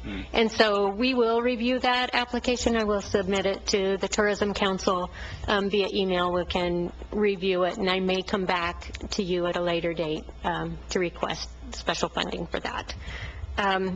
Each of you have appointed a citizen member to the Tourism Council to review the applications and provide the board recommendations for award. And the Tourism Council, as usual, spent a significant amount of time reviewing, reading, and analyzing each of those applications. It is no easy feat, and it's no quick matter, so they've had those for several weeks and went right through them. And I want to just kind of announce who your Tourism Council is for the public. John Brown, of course, sitting next to me, is on the Tourism Council. Jody Rolnick is, Holly Stanley, Nancy Miller, and Dwight Kuhn. So they were all present and did a phenomenal job. So it's the desire of the Tourism Council that you approve the recommendations as presented, and happy to answer any questions or give John Brown an opportunity to speak if he'd like, and your wish. I never pass up an opportunity. Commissioners, thank you. As you know, this is an appointed position, and there's 5 of us. I think I've been in this position for 4 or 5 years now, and I'm appointed by Commissioner Farr. I can say without hesitation that although I participate in many boards and commissions and a lot of different community service, that this particular function is absolutely without reservation one that has been, I've seen more detail put in by volunteers than any other board or commission I'm on. These people put in incredible amounts of time vetting each one of these applications, going through, checking things out. It's an incredibly thorough process. I do know that you're probably going to get lobbied by some that didn't get awarded, and there's a reason for each and every one of them, because none of this was taken lightly. We understand the geographic challenges and all of the other things, but there are rules about the applications, what needs to be in them, what can't be. And there's some very good, I think some, worthwhile applications that may not have gone by the strict interpretation of the rules, and for those reasons, we can't, you make one exception, you have to make it on all of them. But I can say there's some very exciting things coming forward. You're going to see dragon boat races at Dexter. You're going to see covered bridge things. You're going to see road races in Florence. You're going to see things things all around the community, which it represents this, even lawnmower races in Oak Ridge, believe it or not, that is going to draw a lot of people from out of the area. You're not going to believe how ingenious some of those people are up. They built a racetrack out of some clay they got from ODOT, and it's a great story in itself. So that said, I can say that although you probably will get some people saying, why wasn't mine picked, is because there's a variety of reasons. Each one has their own, but I can tell you that without reservation, each one of you had a representative at the table. Everybody vetted these and went through these very thoroughly, and I think the recommendations from staff are very well supported and meet the criteria that you set. Commissioner Farr. Thank you. Ms. Brown, thank you. Ms. Bowling, thank you. Looking down this list, we have several pages of it, and it's pretty exciting what you have approved here. I want to go to every single thing that's on this list, but some of them happen on the same day, I'm sure. Going down here, the breadth of opportunities that you're providing, it's not just a very narrow venue. I mean, all the way from the Nobel Prize laureate celebration, I guess is what it is, to the dragon boat races, the Oregon Horse Center. It's I think it seems like it'd be kind of fun to kind of go through this list. Careful what you say, Commissioner Farr. How one describes fun, I think it's fun to clean up trash on the rivers, but we all have our own. But no, it is. It's exciting to see the creativity of the people in our community and what we can start. You think about the Chainsaw Festival in Blue River 2 years ago. We provided seed funding to that, and it's been a pretty phenomenal success. And things like the dragon boat races, I've made a comment, I wish they would have asked for more, because looking at, you study what are these, this is the only community that doesn't have them. That thing's going to take off, and it's going to bring a lot of people, and from Portland and Salem, we're the only major city in the state that doesn't have a team, so to speak. So that's just one example. This thing, it catapults, and then basic criteria is heads and beds, and it will, it's a great expenditure of your money. It's kind of unabashed. You were on the commission before I appointed you. It was an extension, and I was basically lobbying for 4 more years. I think you guys do a great job, a good team. You've got things literally from one end of the county to the other, and it's things that will appeal to a lot of people in the county. And once again, Lane County is a really exciting place, Glenda. It's no place else on earth anybody should want to live. And with all that's going on all year long, it really is remarkable. I hope that we can publicize all of these things in some fashion beyond the publication that the individual events coordinators put out, because it really does indicate, and it's a good underlining that we are a great place to have your events. Lane County is a good place to, it's a good place to travel to, a good place to stay, great restaurants, great hotels. It's a good place to be. Thank you. Commissioner Stewart. Thank you, Mr. Chair. And John, thank you for your time and hard work. I know exactly what it's like to work through various multi-pages grant requests, and it's difficult. Probably you'll find that you'd like to fund more of them, but you just don't have the resources. But thank you for your time. As I look through the list, I look at it, it's, there's resources going throughout the entire county. It's not isolated to one area. Great projects that you're recommending in your committee, so thank you for that. I too have got to see projects that we've supported from its infancy. As you said, the Blue River Track, several different ways we've sponsored projects that are events up there. Chainsaw Festival is just incredible, and it's just going to continue to grow. And what's really neat about this is that we were able to help support that vision, that dream, and we don't have to continue to support it to make it happen. And that's, I hope, is how all these others work out, so they can be self-supporting and not necessarily need the seed money. And on a second note, I just want to thank you for everything that you do. I believe tonight you're going to be recognized for the great honor, and I appreciate the untold amount of time that you donate to this county, whether it's something for us or just, doing what's right for the environment. So thank you for that. And Thank you very much. appreciate you for everything you do. And I'd like to take a minute to thank you and the other members of the commission. It's difficult, Commissioner Stewart and I sit on the Three Rivers Foundation Board and just finished going through their grant application cycle and having to go through, I think it was 126 grants this time. And Thursday is the big award luncheon, so we get to do the fun part where they do the big check thing. But it's a lot of work, and I really appreciate the work that you've done with this and all the other work. You missed me mentioning the eWeb Roosevelt building's on-site sewage treatment system in our earlier discussion of Goshen today, and the LEED certification that helped obtain. So whether it's your work on the eWeb board towards providing facilities that are so environmentally sensitive to your work here on the Tourism Council, you do a lot in our community, and I really appreciate that.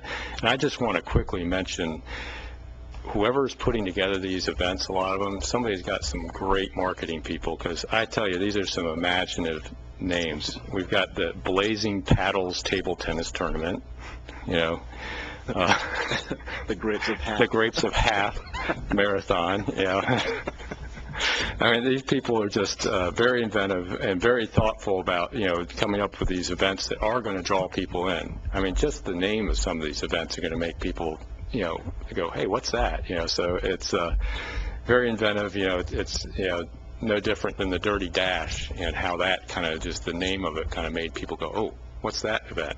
So sometimes it's all in a name, and I think the applicants this year have demonstrated that.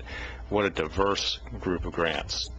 From supporting the arts in a print festival to table tennis, the dragon boats, you name it. So I really appreciate the diversity of choice of granting that you all did. So I really think this is just one of those nice things we get to do with some of our transient room tax money, and it's paid off for us over the long run. We've got several events that are still ongoing here in Lane County that their seed money came out of this grant system. So hopefully a few of these events take root, and 3 or 4 years from now we'll be talking about the Grapes of Half Marathon. That's a tough one. Being a huge event where they have difficulty holding it because there's too many people for the winery. So who can resist a weekend of fungal fun? Yeah, I know. That's another one. So with that, any further discussion? Is there a motion on the order? Commissioner Stewart. Mr. Chair, I'd move approval of Order 15-02-03-02, the matter of approving and awarding tourism special project sponsorships for 2015. A second. Second. It's been moved and seconded. Any discussion to the motion? Seeing and hearing none, all those in favor, please say aye. Aye. Aye. Any opposed? It passes 4-0 with Commissioner Lycan excused. Thank you. Thank you very much. Thank you very much. And now moving on to a report on climate change policies. I think we had to shorten the discussion of this last time you all were here, unfortunately, so we're bringing you back to finish that discussion. And we have with us Sarah Chinsky and Michael Johns, and I will turn it over to you all, and I believe also County Council's here, because I think there was some discussion of the Eugene ordinance in here. So I'll turn it over to Ms. Chinsky. Good morning. I wasn't sure if you wanted us to go through the presentation again, or if you just wanted us available for questions. I'll look to the board to see what their desire is. Do you need to see the presentation over again, or are you ready to just go straight to questions? I think, was the presentation included in the board materials? Yes. Yes. And so it is available to the public if the public wants to see it, so I don't think we need to review it for the public's purpose. That'd be good to have just a little highlighted summary, if you would.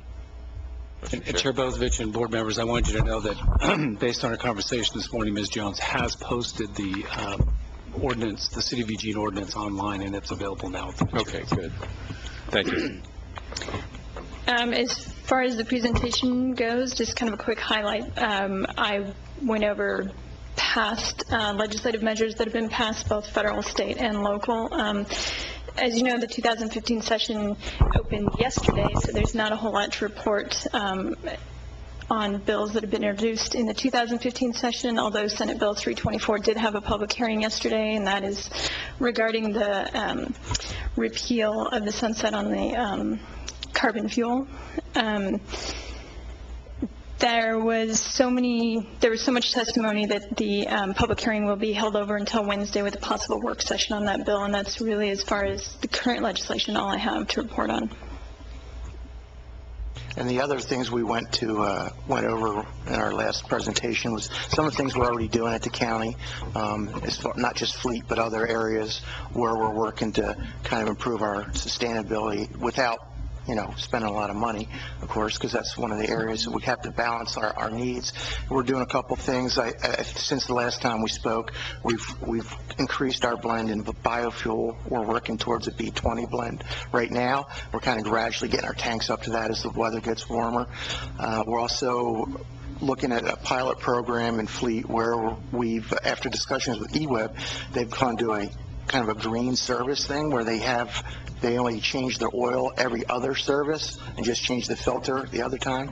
So that saved them 56% of their oil costs. So that's something we're looking at, has financial and environmental impacts. And Sarah was mentioning the low carbon fuel standards that is in the legislature right now. I was on the advisory committee for DEQ that helped write the rules back in 2009, so I'm kind of familiar with that process also. And if removing the sunset would definitely have that program move forward too. So if you have any questions about that, I'm familiar with that. And I believe that the only piece that I have information on was the ordinance that was brought up that the City of Eugene has out there that is, I mentioned, online. Specifically, I've reviewed the ordinance. I've also spoken with their city attorney, Mr. Klein. There is nothing in this ordinance that directly places any obligations on the county, the entity of the county of or Lane County government. The first section, 6.675, does do that for the City of Eugene, places specific goals or targets that they intend to reach. The rest of it is really aspirational, and it specifically, number one, there's no penalties, and number two, when you look at the ordinance as a whole, it talks about the community. There's no individual, it doesn't say that every person living in Lane County must reduce their carbon output by a certain amount. And I think that's really was the question that I understood was being posed. Great, thank you. Any questions for staff? Commissioner Sorensen. It seems like at one level, the problem of what I might call Climageddon, of the collapse or the major change in the climate, is such a monumental and worldwide problem that any particular government, even a national government, might have trouble wrapping its arms around a problem of that magnitude. On the other hand, a disaster, whether it's a natural disaster or a human-caused disaster, at a very local scale, can be an opportunity for efficiency. And I'm more interested for this discussion, not the international component of it, but more the business practices that can be improvements, regardless of whether there is or is not a debate on this board or in the legislature or in Congress or in the United Nations about what to do about Climageddon. I don't like climate change myself because, you change a baby, you might make a change in the way you drive to work. Change seems kind of minor compared to the international, global component of this problem. So on the on the easier end of the spectrum, the efficiency end, and you both described a little bit about some of these changes going on within the county government. Can you identify some other areas that are being looked at within the county and within the county government that might lead to the same kinds of efficiency? I guess I'm thinking of in terms of, say, micro energy development, increased insulation of buildings, efficiency of vehicles, which I know you've just talked about or mentioned. Can you think of other areas where efficiency, that would be a more encompassing term that would encompass people that might be called climate change deniers, but in fact really brings about the efficiency that the taxpayer is looking for? Well, Commissioner Sorensen, I think you brought up a good point. I don't think we should separate these issues out as a sustainability issue or an environmental issue. I think these are best practices that should be incorporated in the way we do business all the time. So, for example, when we're doing a remodel in the facilities area, of course, energy efficiency is one of those things that it will be very important. When we get a request in now for an additional vehicle, we also look at, they tell me what they need to do with the vehicle, and then I try to find the smallest, most efficient vehicle to do that in. So we just incorporate those type of things in everything we do. Also, as we're increasing our blends of biofuels and ethanol, those type of things work out. We haven't gone to any electric vehicles yet because we just don't have the infrastructure to support them. I think it's something for certain applications. It makes a lot of sense. And I constantly meet with other public fleet managers in the state, and we're finding out where these applications will make sense to save money and to benefit the environment. We have a plug-in hybrid now that and I can tell you we use quite a bit, but we thought we were going to get the 102 mile per gallon equivalent that the car is rated for, but we're not getting it because we're finding that instead of a lot of short trips around town, people are reserving this car out of the pool to use it for long trips. So it's stuff like that, gathering that type of information and see where certain technology fit and as we go forward, and that's when we make those decisions.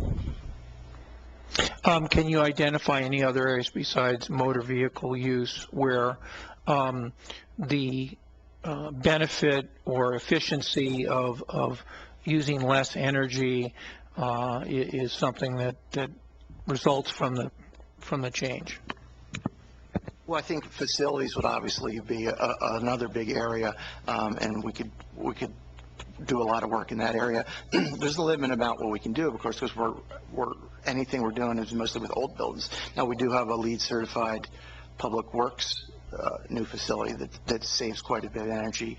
Also, the Waste Management Division has been on the cutting edge of this issue for many, many years in the recycling efforts and trying to reduce items going into the waste stream. So those are areas that we could that we've been working on and continue to work on. Are there any other mandates or decisions of the federal government or state government that affect the way we do business in the sense that we are responding to so-called climate change legislation and rules?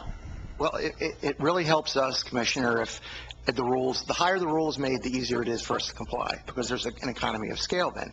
So if there's a national level renewable fuel standard, we just buy the fuel and it's already done. Same will happen with this low carbon fuel standard. If the sunset's removed and that goes forward, we won't have any additional work to do. It's going to be on the producer of the fuel to use to make sure that that's complied with. When does that expire? When does the sunset end? I believe it's this year, and it would have to be removed for us. The program has been going forward, but the benefits won't be really felt till the next 5 years of the program, which the sunset would have to be removed for that to happen.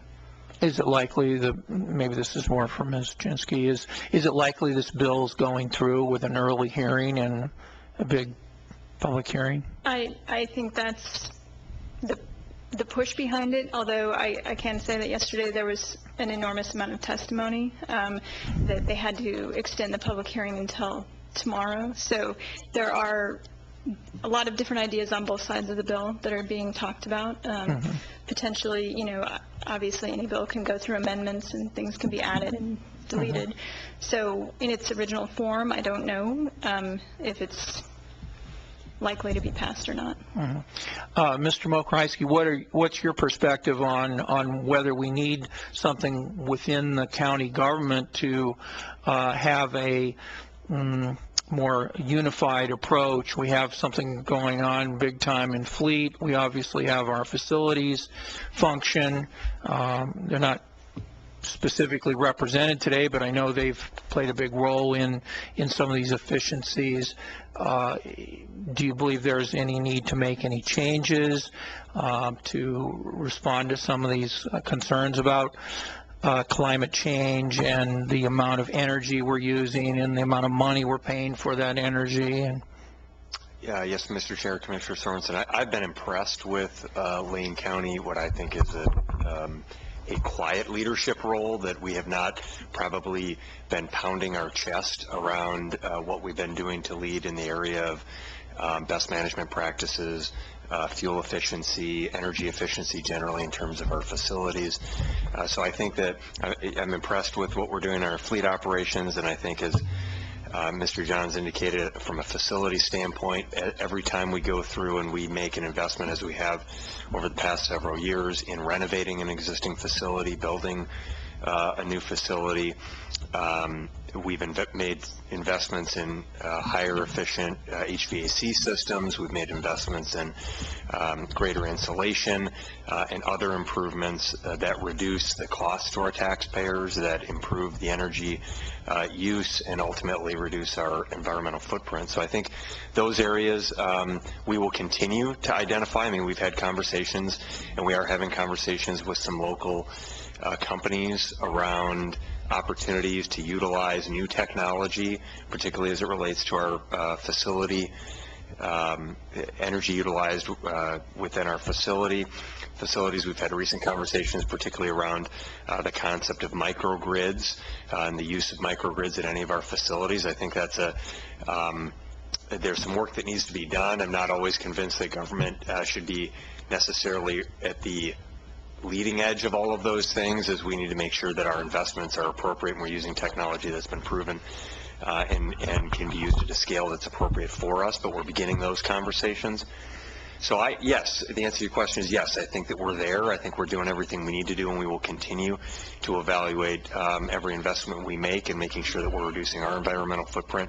Maybe we could do a better job of promoting ourselves and the good work that we're doing, which I think the City of Eugene probably has done through its resolution that it adopted, was to talk more about. So I think this conversation is a good one, and we will continue the efforts that we're pursuing. Commissioner Farr, and then Commissioner Stewart. Thank you, Chair Bozich. You know, Mr. Mokryski, you and I over the last year have talked a lot about this, and your name comes up every single time we talk about it. I think I'm looking at the numbers, and our reduction in greenhouse gases over the last 4 years has been pretty significant. I think you've been on, it's been on your watch that this has been happening. And the statement that you make regarding what we do is best management practices, and best management practices naturally, and the natural consequence is that we are reducing greenhouse gases. It's the best way to do business. Whatever your temperament may be,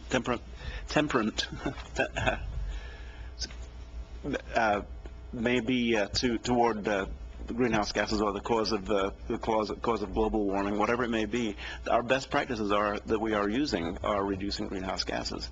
We all want a cleaner place to live, and one thing that you state in your recommendation is that you were anticipating that our adopted strategic plan will help to implement some of the practices that you are recommending, that have been recommended through the programs that you have been vigorously installing while implementing best management practices. And I'd like to ask you, Mr. Mokryski, our strategic plan, how does our strategic plan apply to, where does the strategic plan address reduction of greenhouse gases?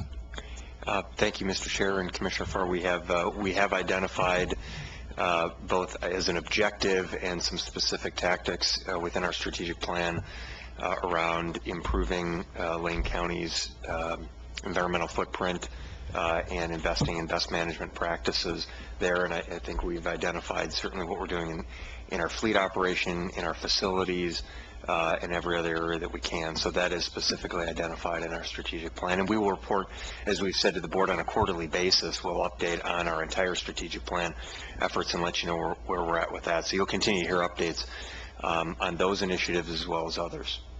And I'd like to point out on page 12 of the agenda item, it says Lane County staff will continue to research and adopt those best management practices that are financially feasible. It's anticipated the effects and goals will be guided with the adoption of the Lane County 2014-17 strategic plan. That's exactly what we're talking about here. We don't need to go outside of our strategic plan to implement best management practices. Commissioner Farr, I think that just that statement in the strategic plan gives the managers of the different divisions, not just fleet, but waste and roads and the construction, engineering construction services, land management, everybody, facilities, everyone has a skin in the game. That's all we really need to go forward and look at our own areas and take care of business as we go forward. And earlier I was kind of stumbling through my words because I had it written down. I'd moved off of that screen, and I'm a slave to my screen. Your recommendation is to continue Lane County's implementation of best management practices in a fiscally responsible manner. And I think, fiscally responsible is somewhat subjective. And fiscally responsible, some people may say, the future of the planet. Every penny that we can spend today is worth it. And in reality, we have to make certain that we're not that we are getting the return on the investment. But the return on the investment is a cleaner place to live. And while we cannot control what's happening on the other side of the Pacific Ocean, or can we control what's happening up the Willamette or down the Willamette Valley, we can certainly control what's happening with our best management practices right here at Lane County. And looking at the numbers that you provided from fiscal year 10,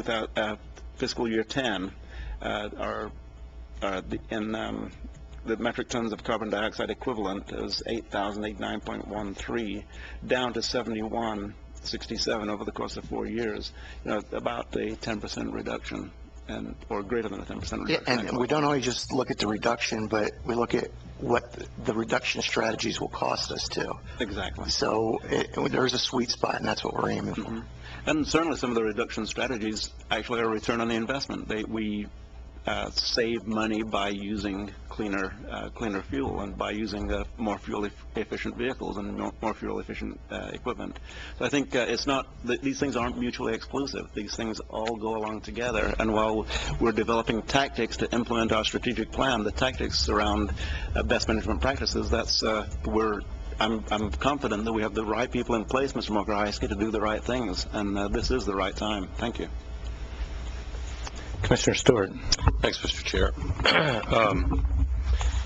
Steve, you made a comment about we're kind of quiet and we don't really go out and talk too much about what we do. And my note here is that maybe it's time to produce an annual report on the projects that we take on and what we've achieved, so that we can start talking about that, so people are familiar. As I sit here, we've adopted policies where there's no idle policy for our fleet vehicles. Whenever, as a member of the the facilities committee, I'm aware of, we made it a point to be LEED certified on the customer service center out there. When it came time to doing some remodel upstairs, we realized we had single pane windows. It made sense to go to more efficient windows, upgrading our heating systems when we were forced to go off the grid with steam from EWAB. McKinstry came in and made the best option possible for us. That actually showed some incredible efficiencies and savings for the county. They didn't pay for the upgrades, but they really made it very favorable for the county.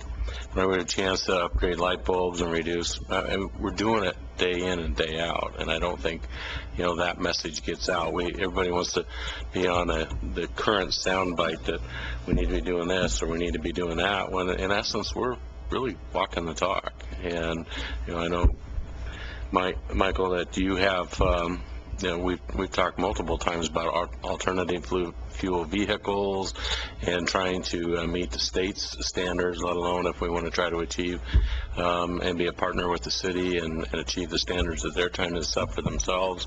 It seems like we can do all this stuff, and it sounds like you're working towards it. Yeah, Commissioner Storer, I think we will be able to do it. Also, I don't want to leave the impression that everything that improves the environment costs more money. There are some things, for example, and I'm having preliminary discussions with the Sheriff's Office about switching patrol vehicles to a biofuel propane and gasoline that would not only be a cleaner running, but they would save money on their fuel costs also. So I don't want to give the impression that everything we do that gets us further down the road to preventive climate change costs more money. There are things that actually cost less money, and we take a good hard look at those too. But we don't want to be the first one to adopt a new technology. So there's a couple counties that their sheriff's offices have already made that switch. So I want our sheriffs to get in touch with them, see how it's worked out for them. We have a conference coming up in April, a Green Transportation Conference in Portland, where I'm on the planning committee for, and we're going to have some of the deputies come from different counties and say what their experience is so they can see the technology work. It's not just fleet managers saying we saved this much in fuel costs and this much in carbon release into the atmosphere, but the people are actually using it say, hey, it really works too. So we want to make sure that all our bases get covered in that area.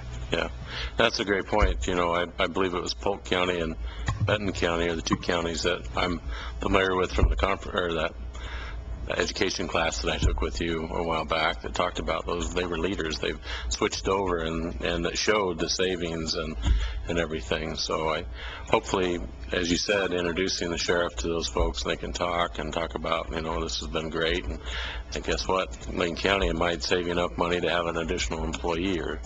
Yeah, we have a great resource right up the road, I-5, Lynn Benton Community Colleges, and I'm going to forget the actual name of the center, but it's an advanced transportation and alternative fuels center that they have. And they're doing all these conversions. They're teaching people how to do the conversions. They're doing a lot of research in the area. And we need to get our people up there. I work with them on the Clean Cities Coalition. So that we have resources right in the local area that will help us do this too. Yeah. I'd just add too that we have new opportunities ahead, whether it's in transportation planning, taking some of the scenario planning considerations and see if it makes sense to incorporate into transportation planning, potentially into actually our land management department. There could be some opportunities. You look at Short Mountain, when we have the conversation with our partners there, how we deal with the methane gas and how it's treated.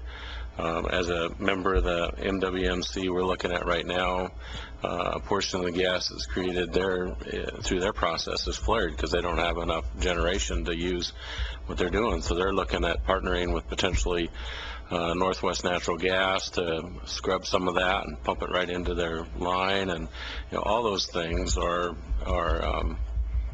I think showing that we're trying to do what's right, improving or reducing our impacts in areas. So in short, I would support, if it makes sense, to maybe find a way to do an annual report of what we're doing, be able to get that out.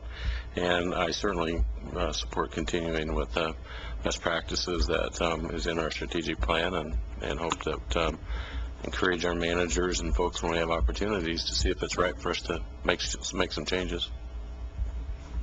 Thank you. Commissioner Sorensen. I started off today's discussion, on a positive note that there is something in the problems of this horrible imagery of adverse change in the world's environment, and focus in on what Lane County is doing and what it can do.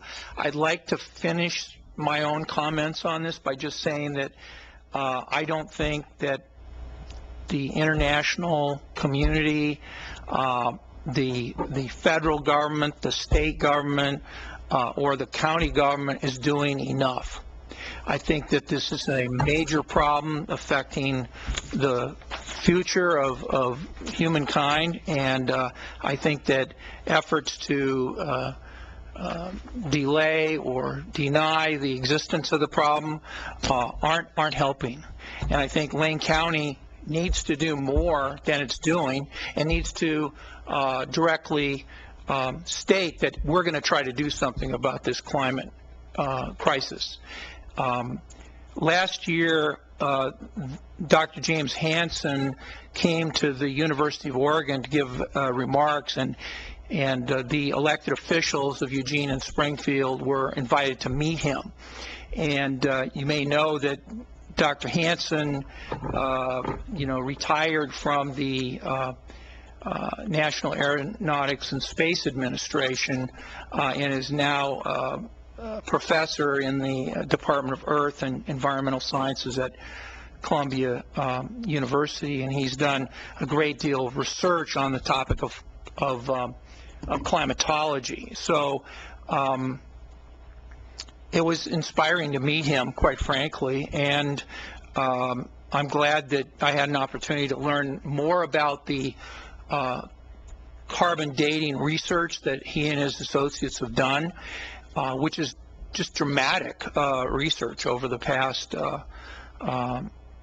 several 100,000 years, showing the impact of human change on the climate. And I'll just conclude by saying that we need to heed the warnings of people like Dr. Hansen. Commissioner Farr. Very briefly, I agree with both Commissioner Sorensen and Commissioner Stewart. We do need to do more. I think one way to demonstrate how much more we need to do and how we can do more is by providing an annual report on our progress. And I would agree with the request by Commissioner Stewart that an annual report of some kind, just showing the numbers as we make progress, because you don't know how well you're doing until you compare to how well you've been doing. That's the way we always did it at Jerry's Mike, and that's the way you always get better, is benchmark against yourself. An annual report would allow us to do such. So I would agree with Commissioner Stewart on that. You know, when we were at Jerry's, we changed from diesel forklifts to propane forklifts. I think the choice was because it was cheaper, but in effect, the cheaper was also the cleaner. And your point that it doesn't have to be more expensive to be cleaner is well taken. Well, you lost some of that cost savings, Commissioner Farr. When I first started working there, I drove a forklift through a bunch of windows when I was trying to come around the corner. But that's all a part of overall, it worked out. Thank you. So, I just want to note that Lane County's had a long tradition of working to better the environment of Lane County in multiple ways. One only has to look at Lane County's recycling rate that we've achieved, which is beyond the state goals, and the promotion of our folks in waste management of not just recycling, but reduce reuse also. As part of that equation in limiting the waste stream coming to Short Mountain, because if you get people to use less, that's every bit of that has something to do with carbon and other energy consumption, and reusing and recycling. All of that is a major effort. There's so many different ways I see us, and really, if you want an organization to really get into reducing their carbon footprint and energy consumption, put them on an economic strife that we've been in Lane County for the last 10 years. Because a lot of what we've done that actually benefits the environment was done mostly to benefit our bottom line and try and be more efficient with our dollars and providing and trying to continue to provide the services we do to our citizens with a limited amount of resources. And it's made us very, penny wise and trying to pinch every penny, and in doing so, we end up having an environmental impact in that, little things like, it costs money to truck the liquors from Short Mountain to MWMC. So our new waste manager out at Short Mountain realized we had too much of our face open at one time, for the dump, and has narrowed that face so that we get less intrusion of precipitation into the actual dump while we're actively managing that, and it limits the amount of actual liquors generated, which limits the number of trips the trucks have to make, and ultimately the cheapest way to do that would be to pipe that, because it's much more efficient. High efficiency electrical pump is 100% more efficient way of moving that liquor than trucking it, putting it into a truck and trucking it. So, as we look at other things we're working on, like the Goshen plan that might give us the opportunity to pipe that liquor rather than truck it, that's ultimately environmentally sensitive. We've mentioned all of the building efforts we've done, in our repairs and upgrades. And that's been a lot driven by our economics here. Every time we can get an energy tax credit that can help pay for the cost of a remodel that's necessary because of an age of a facility, just look at our new server room right now. A lot of that was built on the energy tax credits that became available because we changed how we're cooling the servers. Instead of cooling the entire room, we're cooling pods of servers. And it was those sort of things that we do. And then there's things we do that are to provide service to our folks out there that you may not think of being environmentally sensitive, but really are. We went through a huge process a couple of years ago in assessment and taxation to digitize all of the deeds and land records relative to that, so they could be available online, so folks didn't have to drive somewhere to look those up. They can sit at home and access a lot of that information. I can't tell you how many records the county has digitized and made available online that prevents that one more trip, because you can jump on here and send some ones and zeros over a copper line for a hell of a lot less carbon footprint than you can to jump in your car and come down and do research. And then all the online applications we've changed to. You can request inspections for a building permit online now, instead of having to either drive to it, pick up a phone. There's so many different ways we've extended that online presence, either for records, applications, and everything, to prevent trips for our citizenry. Every time I look at what we're doing, our staff in general, and it's not just in Fleet, although Fleet's been a real leader in this. Everywhere I look in Lane County, because we've been in crisis economically and trying to squeeze every penny, they're doing everything they can to make it cheaper, easier to do things, which generally means using less materials, less energy, and providing that information in the easiest format to our citizens. And in the 4 years I've been a commissioner plus, I've witnessed us make great strides, and it shows when we audit what we've actually generated as far as carbon or any waste product. As we do remodels, all of our contracts require the maximum amount of recycling of materials or reuse possible. It's just from top to bottom, we're trying to do that. So I really appreciate staff, and I appreciate the work we're doing. And I would be more than happy to see that reported on an annual basis, because it's something the citizens should know about, particularly as we start asking them for additional resources, that we're doing everything we can with what we have to be efficient. And because of that efficiency, it also has an environmental footprint impact and is generally a positive thing in the whole triple bottom line sense of the word. So I would support that effort to maybe have you guys come back on an annual basis and tell us how we're doing, because my guess is it's always going to be good news, because our staff's pretty dedicated towards being efficient, and that generally in the bottom line means good things for the environment. Any other questions or comments from the board? Just that today's agenda item is kind of an annual report. It looks pretty good. Yeah. Well, it's a continuation of the first of the annual reports, I would say. We kind of ran out of time previously, so I appreciate your willingness to come back and talk to us. And with that, I think we can move on in our agenda. Thank you very much. Thank you. Thank you, Sarah.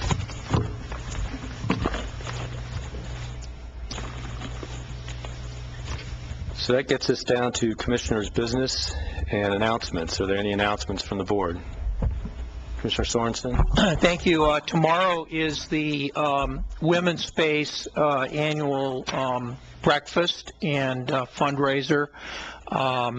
It'll be at the Valley River Inn at 7 a.m. tomorrow morning, and I'm going to be attending that breakfast, and I really appreciate all the great work that Women's Space does in our community. Thank you. I'll see you there. Commissioner Stewart. Thank you, Mr. Chair. A couple announcements pertains to this evening. At 5:30, there is an open house and continued discussion of the potential sponsors HAXA development at, they call it the Oaks, at the 14th.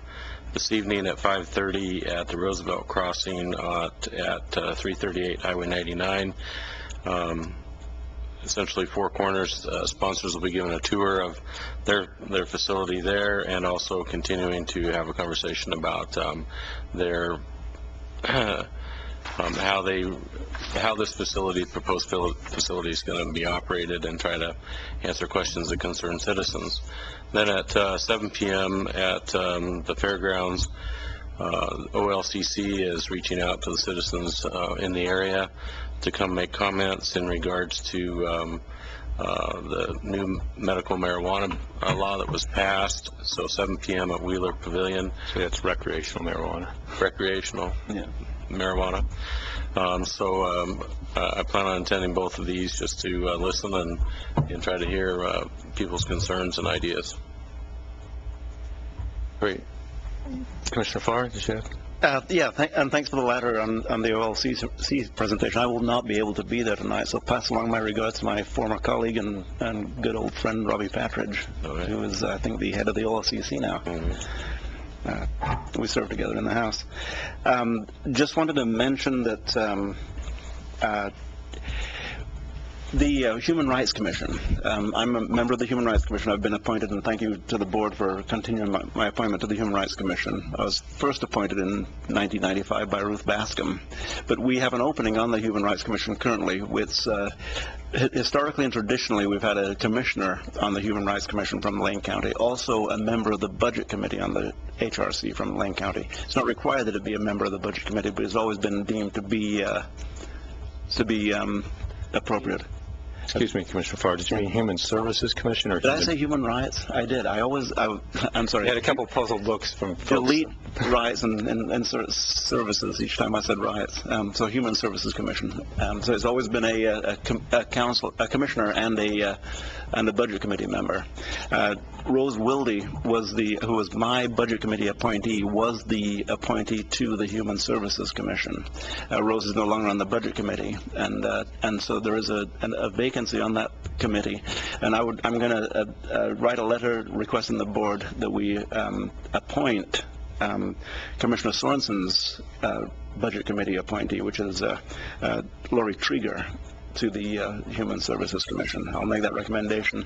And in lieu of the board accepting that, Ms. Trieger has taken a great deal of initiative to be fully apprised of what the Human Services Commission does, and she has a good background in human services. So I hope that people would concur with me on the recommendation that I have to the board that we move forward that appointment. Thank you. So the only announcements I have is I also will be attending the End the Silence breakfast tomorrow morning, and that Commissioner Stewart and I will be at the Three Rivers Foundation luncheon doing their grant awarding on Thursday down at Three Rivers Casino. Look forward to that. And I look forward to tonight's Eugene Chamber business celebration. I'll be attending that event, so I won't be able to attend the OLCC event, but look forward to them honoring John Brown tonight. And then also on Friday night is the LCOG annual appreciation dinner. Several commissioners will be there, I understand. I will not, but I understand that somebody's going to get a gavel. at that, Commissioner Stewart. So, It's a rumor. Yep. So those are just a few events coming up this week. With that, we'll move on to agenda team requests. Are there any agenda team requests this time? Commissioner Farr. Commissioner Bozovich, I suspect that my earlier statement regarding appointing Ms. Krieger to the Human Services Commission would be actually an agenda team request. Can we get that on the agenda to make that appointment? Do I see? To consider the appointment, excuse me. Do I see the concurrence of 3 commissioners on that? It looks like, yeah, I see all 4 of us nodding our heads at the same time, so that we'll consider that an added item.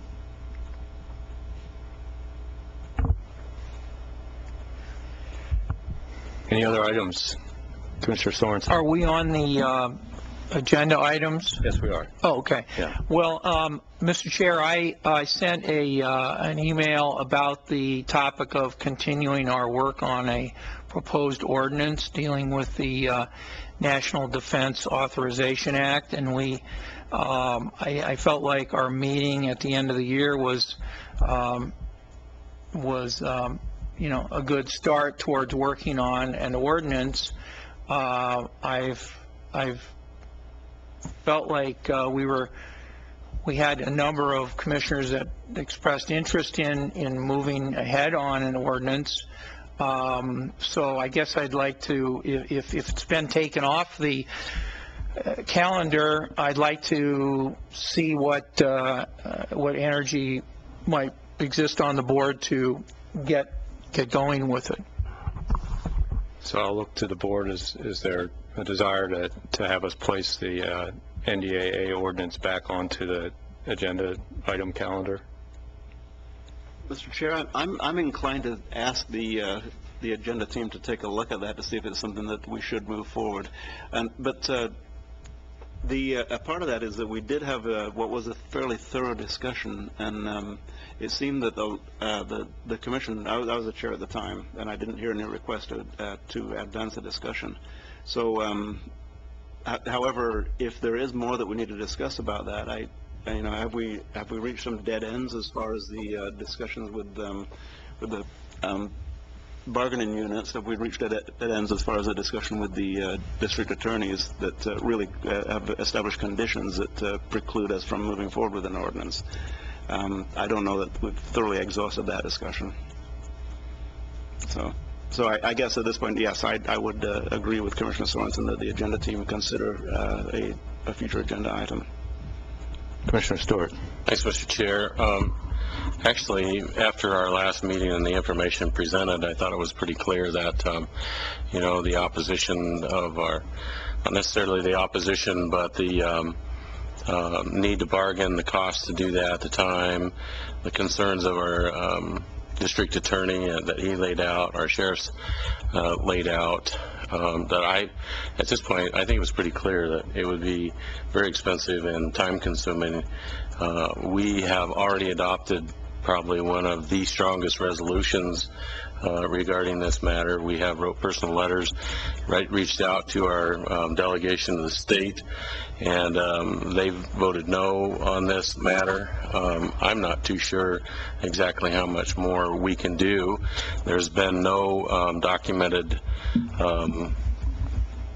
constitutional violation in regards to this act. It's all concerned that there might be in the future. So at this point, I'm concerned about really the prudency to continue this in light of all the information that we've already received. If I may respond. Sure. There was a statement made during public comment this morning that bargaining with public employee unions is a small price to pay, and I tend to not particularly agree with that statement. I believe that bargaining with public employee unions is an essential part of the way we operate as a county, and it's not a price that we pay. It's a part of our duty is bargaining with the unions, with the bargaining units. So it's not a small price to pay. It's a big price to pay, but it's one that we have to do, and it's a duty that we have to consider each time we are changing the rules, so to speak, as far as the way people do their work in Lane County. So that's a large part of the consideration, Commissioner Stewart, as you pointed out, that we do have some conditions that exist surrounding moving forward with anything that potentially goes beyond what we really are able and capable of doing as a county, without making it difficult for the people who work in this county to continue with the work that they are contracted to do, or elect to do, for that matter. So I'm hearing that you support adding this to a future agenda item. Is that? I am, yes. And we have Commissioner Sorensen, and unfortunately Commissioner Likens not here to weigh in on this. I felt that after our last discussion, where the various risks of moving forward with an ordinance that criminalized folks adhering to federal law, in this particular section of it, were large enough that it kind of silenced the board at the time, and no one requested further action on the item. I think if you go back and actually watch the board meeting at that time, it was almost stunned silence by the time we got to the end of the agenda item on that. And thus there were no requests for further action, and how it got dropped off the board's agenda list, because there were some significant hurdles relative to whether it would impact federal grants. There were significant issues relative to whether or not we'd have to bargain, which is a significant cost, and we just had a large discussion about how we're actually helping the environment with all the cost saving stuff we're doing in Lane County. And having to add out-of-cycle bargaining over working conditions to bargaining units is additional cost. I mean, we bargain, period, but to add an out-of-cycle bargaining is what we're talking about. The risk relative to the personal risk the board members take, as there hasn't been an official court decision of record determining that the NDAA Section 1021 and 1022 are actually unconstitutional at this time, and whether we would be acting outside of our authority as a commission. The issue relative to the assistant DAs and the DA's legal license and their ability to practice and enforce such an ordinance as the people that would have to enforce an ordinance that they possibly could violate. It was a very sobering meeting we had about the potential risk of that ordinance, and I am reluctant to place it back on the agenda after receiving such a negative report back, knowing that we had already passed one of the strongest resolutions in support of removing sections 1021 and 1022 from the National Defense Authorization Act, knowing that 6 out of our 7 congressional representatives voted against the National Defense Authorization Act this last time, after we had provided communication with them, urging them to do so. It seems like we have carried this as far as we possibly could as a board. That all said, unfortunately, we're basically down to 2-2 on whether we move it forward. If I say no at this time, I'll make that easier for you. I'll withdraw my support of the request at this point in time, but reserve the possibility of bringing it up when the entire board is here to discuss it, so we don't have a split vote on it. Split votes are no good for anybody. Yeah, and I appreciate that, Commissioner Farr, and I will promise Commissioner Sorensen that I will personally bring this back up on our next meeting where we have a full board here. Unfortunately, that may be our March 3rd. Is it March 3rd meeting? Yeah, because I believe next meeting, Commissioner Farr is going to be attending by phone, and it'll be really difficult for him to be interactive as much as I think he needs to be in this discussion. when we do have Commissioner Lycan back, so it may be a little while before we do so. I don't think there's a pending piece of federal legislation right now, or any pending cases in Lane County that the federal government's utilized sections 1021 or 1022. So I don't believe there's an urgency to not wait until we have the full board here to discuss putting this back on our agenda, because it will take staff time again to go back and generate reports for us. And if we're going to ask them to write an ordinance, that's a significant amount of work for legal counsel. So with that, I'll just say we'll postpone the discussion on adding this till the March 3rd board meeting. May I ask a refresher? Who was the member of our delegation that voted that voted in favor of the NDA, or didn't vote against it? That was Representative Greg Walden. Greg Walden. Okay. Thank you.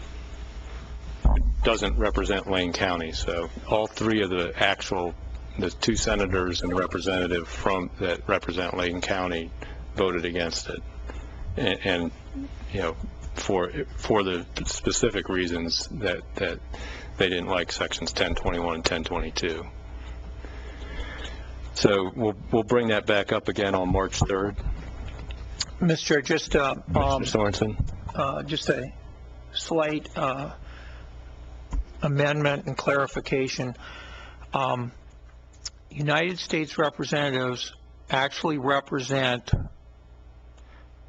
the district that they're elected from, but they must reside within the state that they're elected from. So it's somewhat accurate to say that Representative Walden doesn't represent Lane County, but it's also somewhat accurate to say all U.S. representatives from Oregon represent the state, all of Oregon. So it's a unique kind of relationship. But I think there are currently 4 U.S. representatives that don't live in their districts, that actually live outside their district but within their state. And it's more common in urban areas and less tolerated in rural areas. Yep. It's safe to say he wasn't elected by Lane County, though. That is correct. Yep. Thank you for that clarification. I had forgotten that small bit of trivia. Congressional trivia. Yeah. And some cities have more reps than Oregon has as a state. Yeah. So I want to mention real quick under agenda team requests, we had originally had in our future agenda list an item for today relative to a resolution on the Second Amendment and supporting Second Amendment rights. And after discussion with our intergovernmental affairs, what's his title? What's Alex' title? Manager. I wanted to make sure I got that straight. He felt that it was actually detrimental to our lobbying efforts to pass a resolution prior to actually doing any lobbying on specific bills. So he requested that we postpone that action. I was the one that originally made the request to place it on the agenda, so I agreed with that request to postpone, so we put that further off, possibly May, June time frame, and that's where that sits in our agenda plan right now. And it was at my request to postpone it after discussion with the person that is most involved in lobbying folks in Salem and getting good results. And I think I agree with him to have it go through the legislative committee process and be lobbied in that fashion at this time. So any other further agenda item requests? Seeing none, we'll get to review of assignments. Mr. Chair, Commissioners, a couple things here. We will pursue the 3 to 7 week public hearing process on the Goshen plan as directed by the board. So that was one action that came out of the meeting today. The other, clearly, and I think a great idea to do an annual report. What I would actually hope to do is an annual report on our entire strategic plan, as well as sort of a formal annual report that Lane County would produce each year.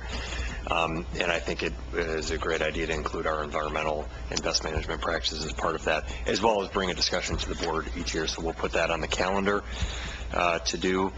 I heard support for appointing Lori Trieger as the Budget Committee representative for the Human Services Commission, so I believe that requires board action, so we'll bring forward an action to make that happen.